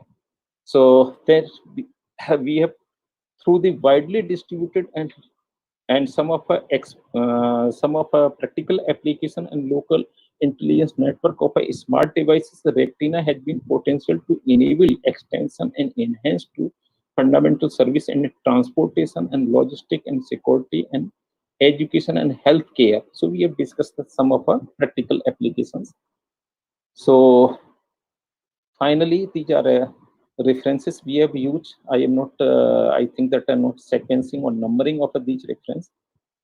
So then acknowledge, and mostly its work we have discussed is a 4 problem. So Nita, she is my PhD student. She has done 4 problem, and last implantable type of a device, and one of my research student Vikrant, they have done whole. So I acknowledge both of our students. So thank you for listening of our patience. Thank you, Professor. Thank you. Thanks a lot for your wonderful talk. taking so many examples in your presentation. Now, come to that query sides from participants. The first query is what are the pros and cons of Schottky diodes used in rectifiers? So in a rectifier, we have already discussed some of the limitation in a Schottky diode and advantage. In a case of a general diode, this is a very fast. Schottky diode is very fast in general PN junction diode. In a case of a for a higher frequency, suppose we want to design of a rectifier for a higher frequency in the millimeter range and that for a terahertz range. So this Schottky diode cannot be used. So for a higher frequency, that is the limitations. So we have already discussed that what is the limitation, the pros and cons of a Schottky diode. Okay. Sir, next query is two options, two types of antennas are there. One is omnidirectional antenna, another polarized. Which one is better for RF energy harvesting system? So that will be that we cannot say that in a case of that which one is a better. In a case of suppose in a circular polarized antenna is there and isotropic antenna is there. So in a which type of applications you want to receive of that signal for a RF energy harvesting, that will be depend on a applications. Are you interested for a circular polarized or some of a isotropic? In isotropic that should be a minimum, but in a case of a circularly polarized, either a LSCP or RSCP or antenna should be in a opposite side, so you can receive of a maximum power. So that will be depend on a application to applications. We cannot generalize that which one is a better. Okay. I think. Okay, sir. Thank you. For next query, like for tri-band, quad-band, or multi-band rectangular system, Yeah. How can we make the matching network, matching circuit? Multi-band rectangular system, how can we make the matching circuit or matching network? So you have seen that in one of a problem we have discussed that in a 6-band is there. In a 6-band, we have designed of a matching circuit. We have discussed of a detail of that one. In a matching circuit, we have designed of a 2-band in a 1 cell. In 2-band in a 1 cell, so simply we will design of a some of a stub in a particular 1 band and another is a for another band. Then we will design of a different type of a stub. So we can particular frequency and the match, and we will design of a rectifier or a matching circuit according of a like as a 2-band. For a multi-band, we have divided in a 3-band. For a 6-band particular application, you have seen that in a 6-band we have divided design of a 3 cells, and 3 cells in a 1 cells in simply a dual band we can design it. So like as this fashion, so we can design of a multi-band for a rectifier. For a multi-band, we can design of a rectifier, I think. Okay, sir. Okay. Now last query. Yeah. How can we add multiple branch of rectifier optimized for different operating frequency? I think he is talking about in context of your 6-band design. So that is that is a very interesting question. That is optimization technique. We cannot say that in a directly. So in a case of a particular frequency, we will design of a component for a matching circuit, but again we will optimize. Otherwise, we will not match it properly for a higher frequency, especially. Okay. With this, I should say thank you very much for your informative talk, followed by discussion with the queries raised by the participants. With this, thank you once again, and see you tomorrow also in validity session. Thank you, sir, for inviting me. And we have seen that a lot of participant is there in a pandemic situation. Yes, so sir. we have got a opportunity for a connect of in a large of a people. And even that we will discuss that we are not able to listen of a lecture, or we can connect of different people from a different country. Yes, so sir, we think that that is a positive things for our. Sure, Okay, sir. thank you, sir. Thank you, sir. Thank you very much once again. Bye. Good night. Okay, good See night. you, sir, tomorrow. Okay, I will stop my presentation. Yes, sir. You stop. Yeah. I have stopped. Okay. Okay, sir. Thank you. Okay.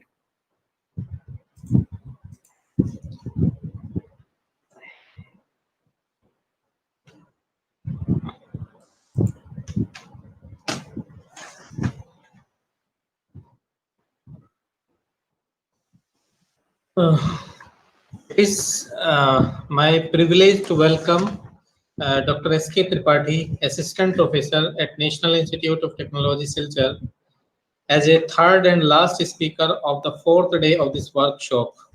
Dr. Tripathi is currently working as an assistant professor in the Department of Electronics and Communication Engineering at National Institute of Technology, Silchar, with more than 15 years of teaching and research experience.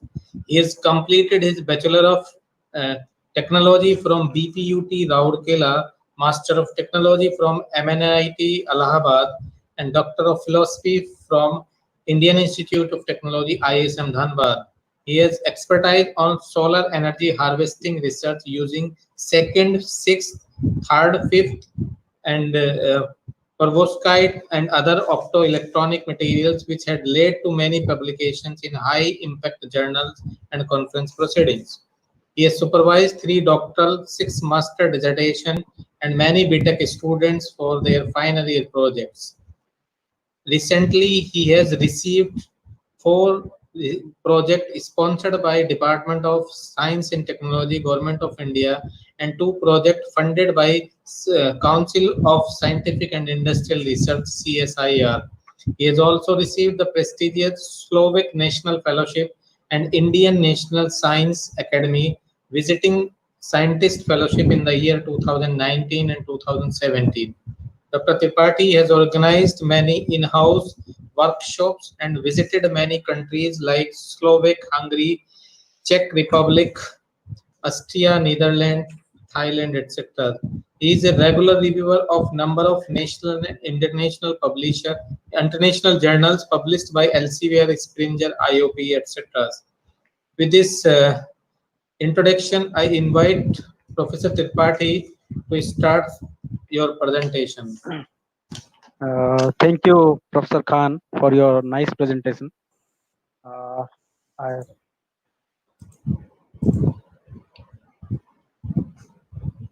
is it visible? Yes, it is coming, I think. Uh,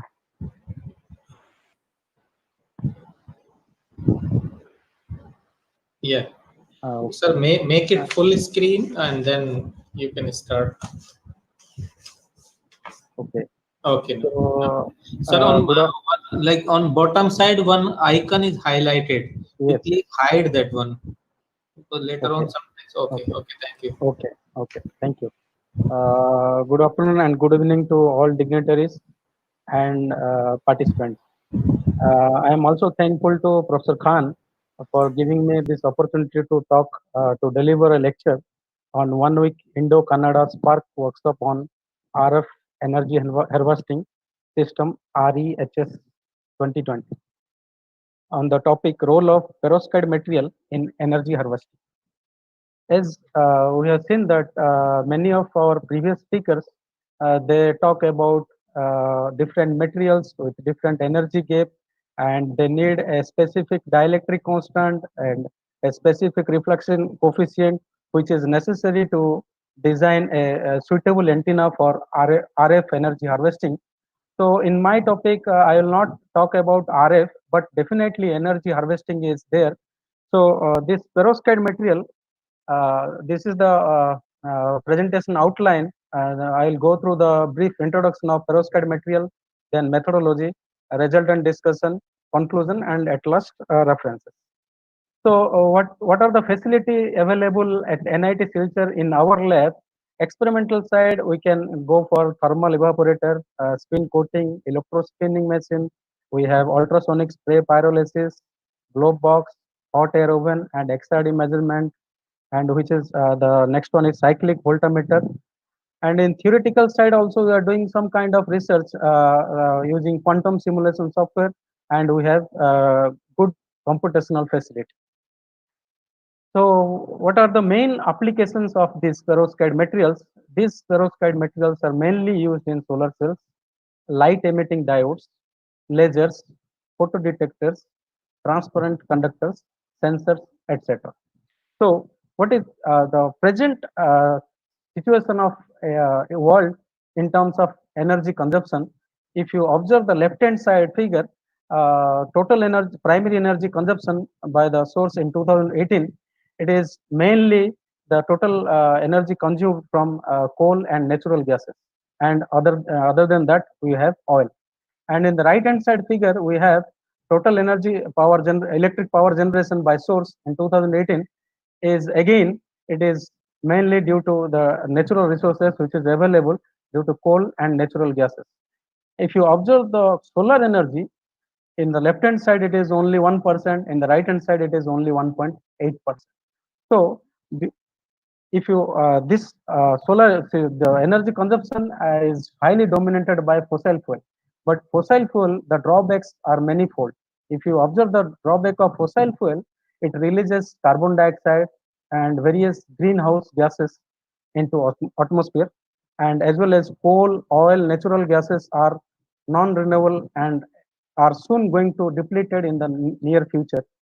So reformation require million of years. So to generate these natural sources, you need many years, many millennium of years required to generate this source.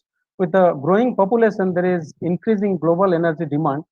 So need of advanced clean energy technology to face the global challenge of energy availability, climate change, and sustainable energy development.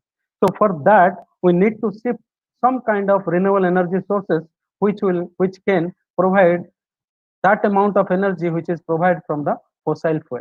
So what are the alternative sources of energy, renewable energy? So we can go for nuclear power. We have a hydroelectric plants, wind, solar, everything is present. But if you compare all these individual renewable energy sources, they have their drawbacks. So what are the drawbacks of hydroelectric plants? Their impact is environment and local micro climates. So wind is also a renewable energy, but this requires a large tower of 100 meters to generate wind energy. So solar, which is the fastest growing resource of clean energy, and it has the advantage of availability, environment friendly, sustainable, and it is the cost of solar panel is very comparatively very low compared to any other sources. So in three way we can store or we can convert the solar energy into electrical energy. So what are the different technology? We have solar thermal collector, the first technology which will convert solar into heat energy. The second technology is the concentrating solar power system, which will also convert solar into electrical energy. The third one, which is attractive and today's discussion, is the photovoltaic energy. This direct convert solar energy into electric energy. These PV cells are made up of semiconductors, convert sunlight into electricity using photoelectric effect, and this process is required high absorption coefficient, charge separation, and charge extraction. So why photovoltaic is that important compared to other renewable energy sources? So this direct harvesting of solar energy through the photovoltaic process to produce electricity, this photovoltaic has the highest technical potential that can generate 7,500 terawatt of energy. And the last decade, they become the fastest growing alternative source of energy.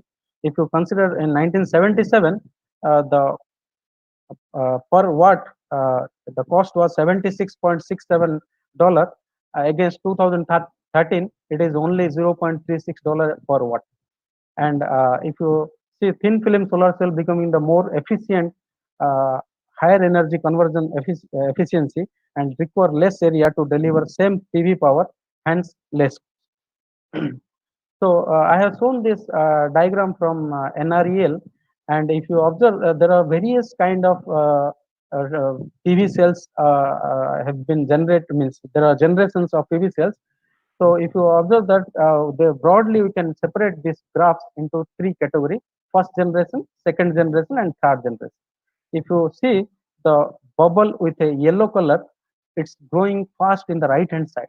So this represents the perovskite solar cell. So this has come to picture only in the year 2012, and in 2020 it has already reached an efficiency of more than 33%. So because of that, we are interested in perovskite solar cell, not in other silicon or thin film solar cell. So the PV generation are broadly classified into three types. That is first generation, second generation, and third generation solar cell.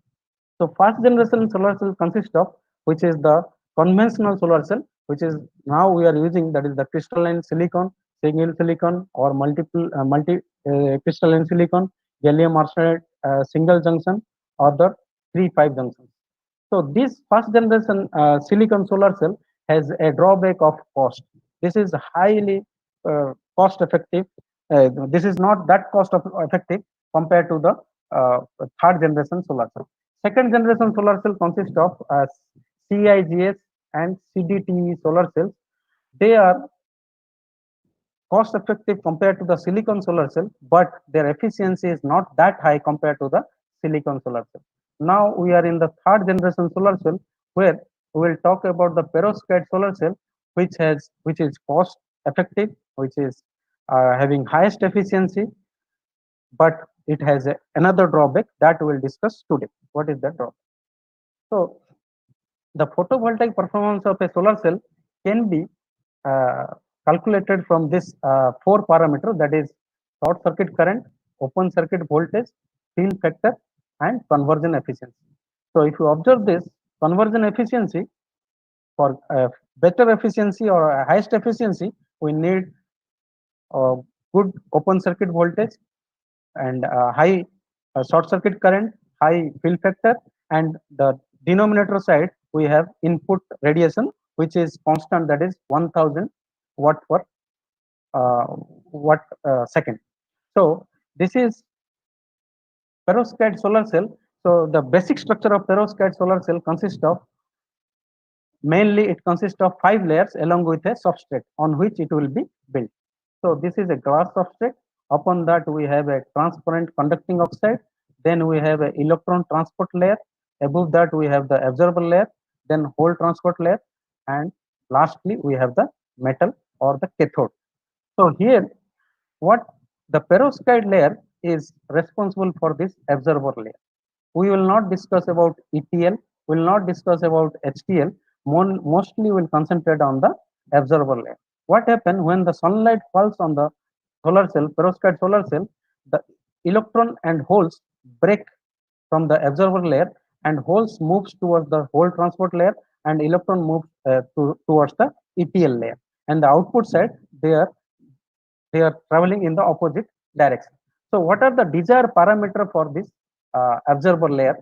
So for a absorber layer, you must have absorption of photon, generation of charge carrier, charge extraction and separation, charge transportation, charge collection. These are the phenomena which are responsible for the absorber layer.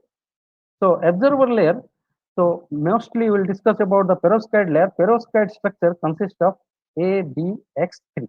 This is the structure of perovskite layer material, ABX3, where A is the cation, B is cation, and X is the anion.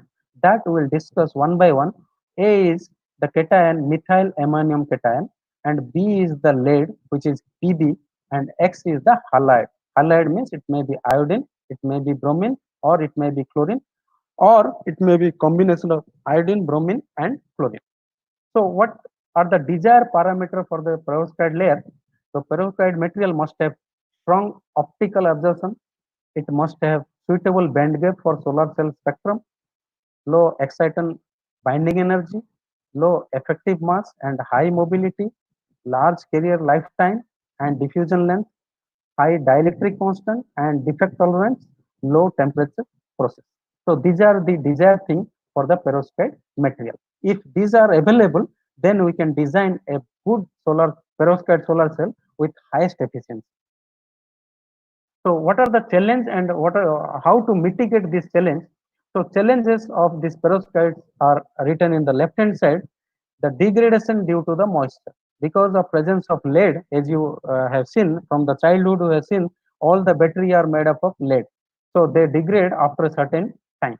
And the second challenge is photo-induced instability due to UV exposure, thermal stability, that means they are unstable when the temperature increases, and as well as the last one is very important, that is the toxicity of lead. Lead is highly toxic. in nature. So how to eliminate these challenges is you can go for compositional engineering, or you can go for preparation technology, you can modify in that, or you can optimize the device structure, or you can change the device encapsulation. So out of these four ways to mitigate these problems, we will attack only the one, that is the compositional engineering. So as I have mentioned, perovskite material consists of A, B, X3, where A is the methyl ammonium cation and B is the lead and X is the halide, that is iodine, bromine and chlorine. So here what we'll do is we'll keep the methyl ammonium cation as it is, and lead, because of its toxicity and instability, if you can replace lead by some kind of dopant like divalent dopant, tin, Mg2, B2 plus or Hd2 plus, or a trivalent dopant, we can reduce the amount of lead so that we can increase the stability as well as we can reduce the toxicity in the perovskite material, and will keep the halide as it is, either iodine or bromine or chlorine.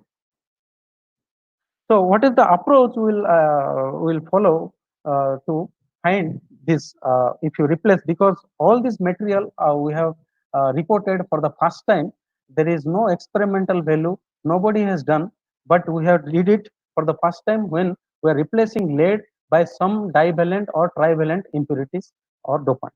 So the methodology we have followed is a powerful one, that is density functional theory, which is well known as DFT. So it is a computational approach. So what you did is, as this structure is a atomostatic structure, that means it is a periodic structure. So atomostatic model is followed by a periodic. Then we have followed the ab initio quantum molecular calculation. Under quantum ab initio quantum molecular calculation, we have followed the density functional theory. Then we adopt the pseudo potential plane wave calculation to calculate all the properties of this perovskite material, which we have reported for the first time. So here, if you observe the periodic table, so there is a group 14 element called germanium. Germanium is doped in place of lead. That means we will reduce the lead content in the lead perovskite material. So what you did is we have doped the germanium. In the beginning, we have ABX3, that is without any dopant, we have 100% of lead, that is X is equal to 0%. When we try to replace X lead of 12.5% lead by germanium, then again we have replaced 37.5% of lead with germanium. We have replaced 62.5% of lead with germanium. Then in the last, we have replaced 87.5% of lead with germanium. We have not replaced complete lead with completely germanium. So what we have done is we have replaced partially the lead with germanium content. So we have made a supercell of 2 cross 2 cross 2, which contains 96 atoms, and we have replaced, calculating the percentage, we have replaced the lead with germanium. So after that, what you have done is, suppose if you replace lead with germanium, there is no big thing, but only thing is that you must have that structure must be stable before you are replacing lead with germanium. If it is not stable, then the material is of no use. So to find the stability of the material or the structure after doping, what we have done is we have find out enthalpy of formation, that is del of H, and total energy E. So we have a total energy of the complete system. If you replace X is equal to 0, this is our original system MaPbI3. If you replace 0.15, then we have the second structure, that is the 12.5%, then 37.5%. We can replace 1 by 1. So we have decomposed the system into different structures, and we have calculated the total energy and total energy of that dope system, and we have calculated the enthalpy of formation. So if you observe the enthalpy of formation, the important information we'll get from here is the pure MaPbI3, the enthalpy of formation is 0.03, which is positive. And if you have a little bit of chemistry knowledge, so this structure is not stable because it has a positive enthalpy of formation. So when you start doping with 12%, 37%, 37.5%, 62.5%, 87.5%, the enthalpy of formation is a negative value. That means the stability is increasing when you start doping. Doping is in the percentage of germanium is increasing. So after that, even if you want to dope a system, it has to follow two formula. This is the tolerance factor. This must be satisfied, and octahedral factor must be satisfied. Tolerance factor must be between 0.8 to 1, and octahedral 1.06, and octahedral factor must be greater than 0.41. So this is the radius of cation, that is methyl ammonium, and this is the radius of halide, and this is the radius of methyl ammonium, and this is the radius of lead. So if it obey these two formula, then only we can tell that this structure will be stable. So based on this, we have drawn a graph.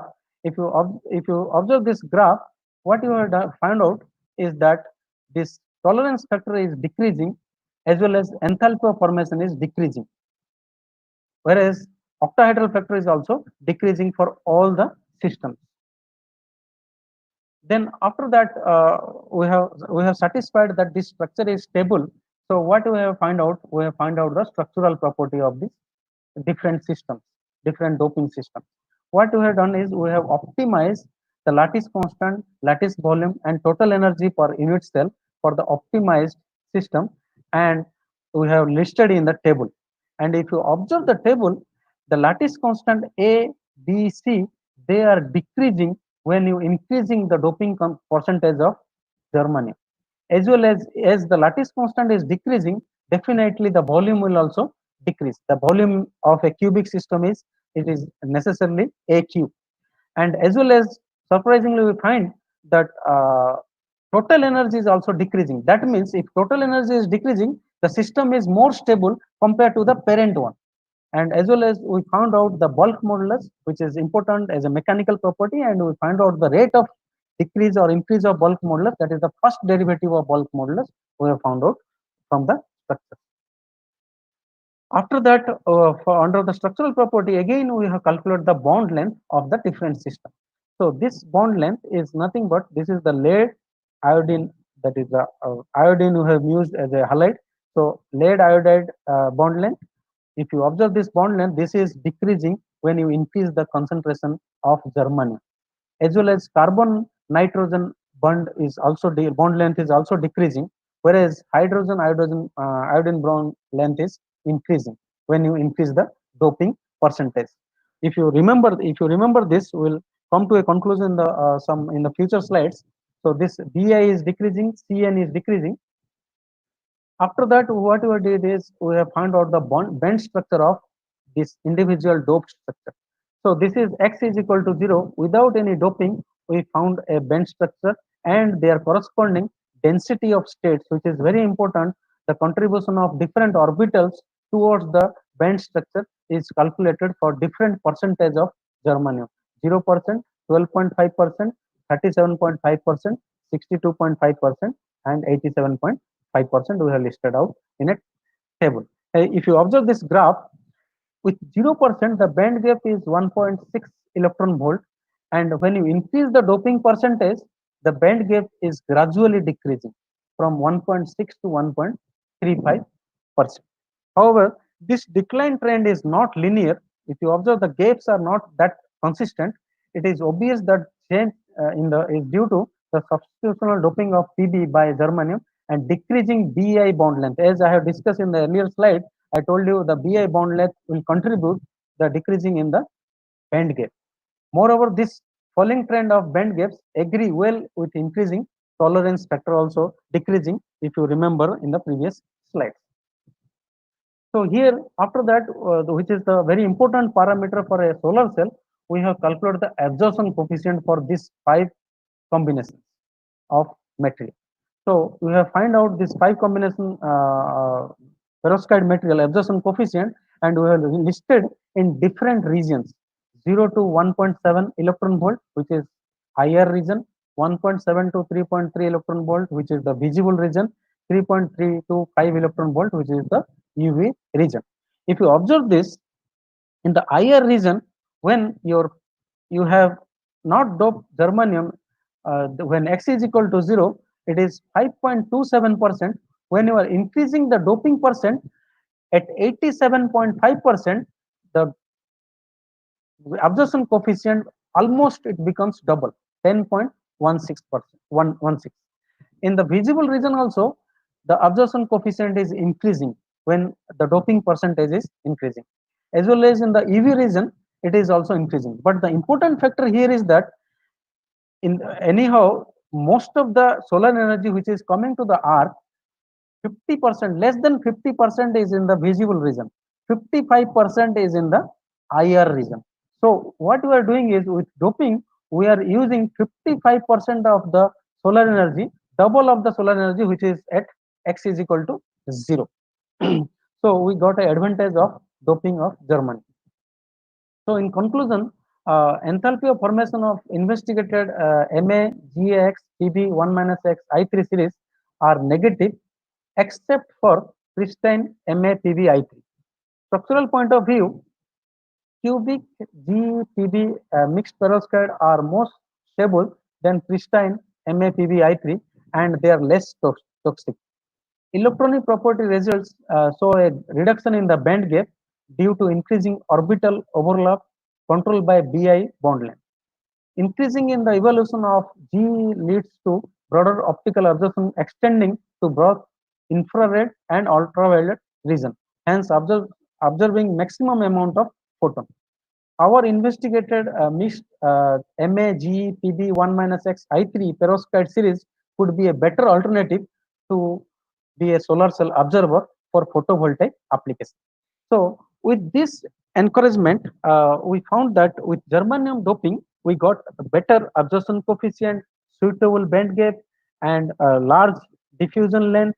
So this will aid to the efficiency of the solar cell. So after that, what we did is we found another substitution for this MaPbI3. So gallium is again a group 13 material of the periodic table. So what we did is we have doped some percentage of gallium in perovskite material.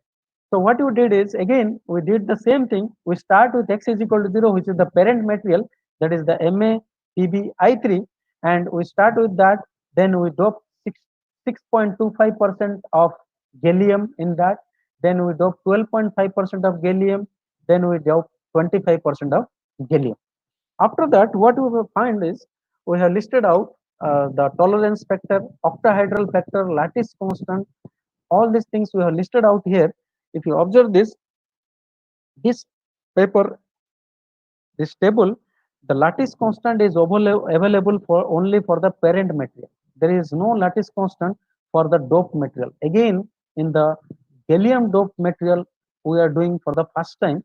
So here, if you observe, the lattice constant which we have calculated from the theoretical study is 8.88 against a experimental value of 8.84, which is agree well with the experimental value, as well as the lattice constant C. And this to dope with that gallium, we need to satisfy this octahedral factor and tolerance factor.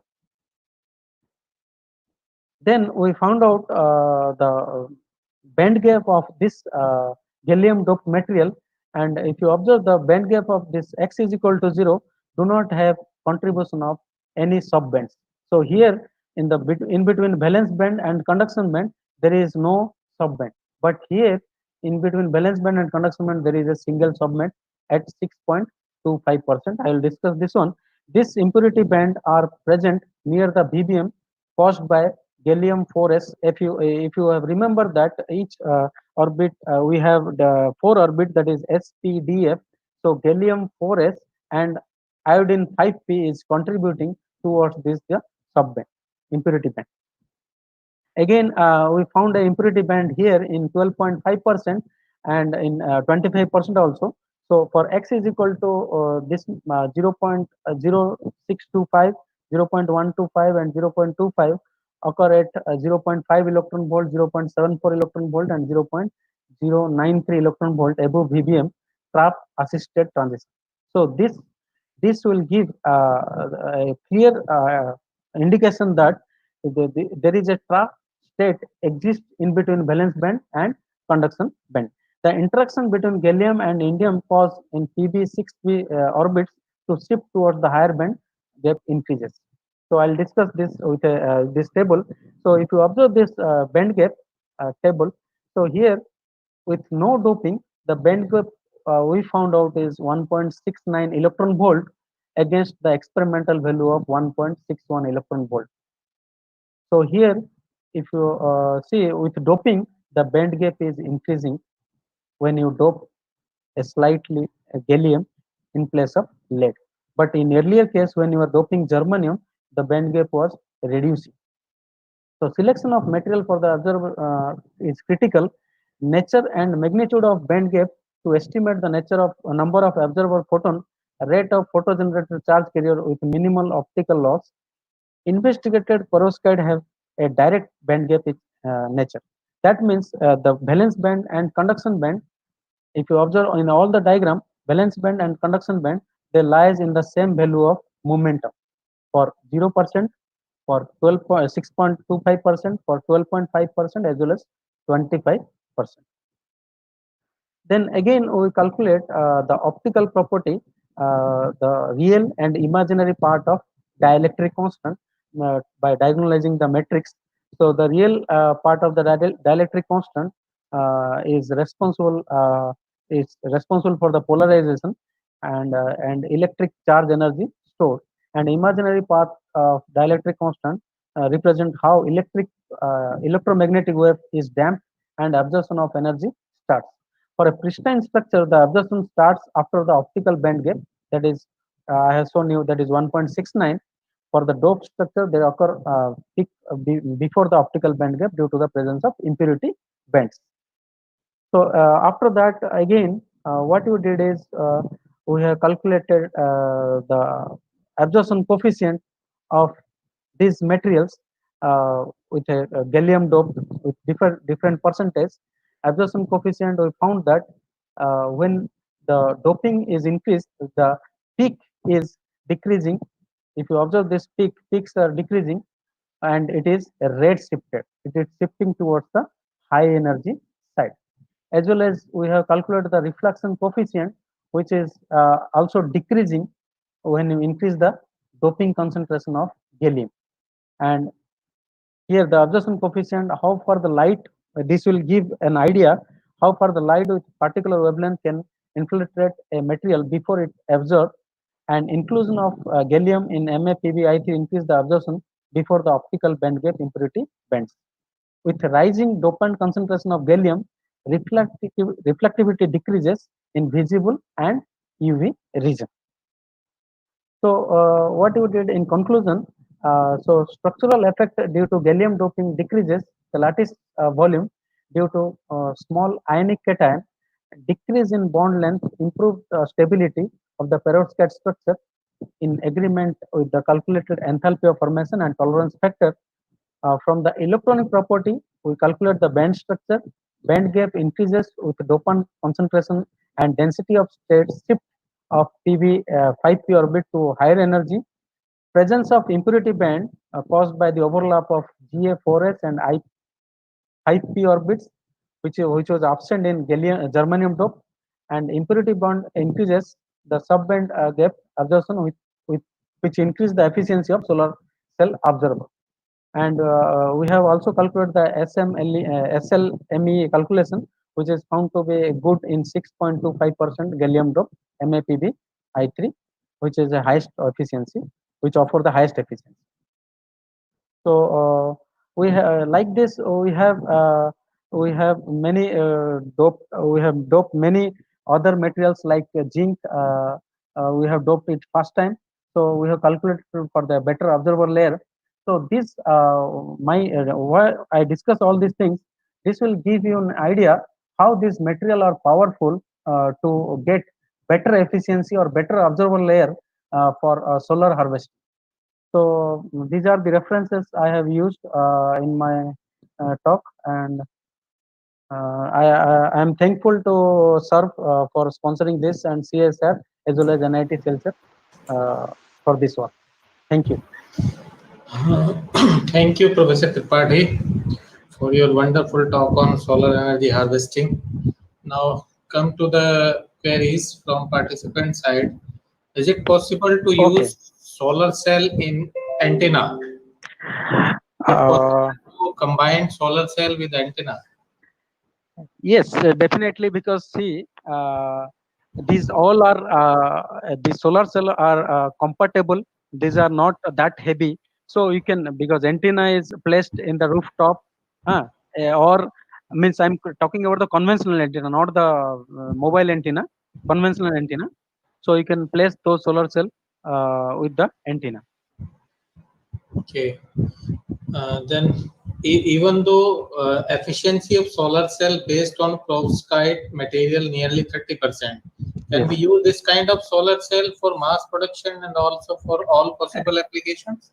Yes, the challenges in the perovskite solar cell is that it has a less stability, okay, due to presence of lead, as well as toxicity is very high. So the research is going on to reduce the toxicity and increase the stability to go for the commercialization of perovskite solar cell. Okay. Then last question is, what percentage of perovskite material are available in the earth? This perovskite material, see, these are all we can use different salts to prepare this perovskite material. It is not necessary that this perovskite material is required. We can prepare like methyl ammonium iodide. You can prepare by using 3 different salts. Okay. No other queries left, I think. Yes.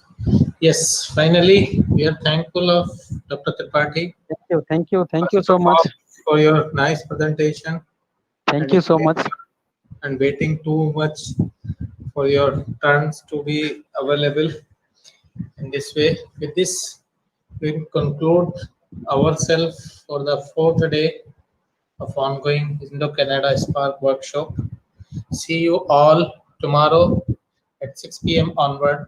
Here, there is an announcement to all the participants whosoever are present in this lecture that tomorrow we will provide a separate link for attending valedictory session somewhere in between second lecture, third lecture. So be careful, be attentive to use that link at sharp 10 p.m. because it will be first get basis, because that one Google Meet is having restrictions of number of participants. We cannot accommodate all 737 participants in this valedictory session. That is, as per your interest, you may come and join and share your overall experience based on overall lectures and as per your interests. With this, thank you once again. See you tomorrow.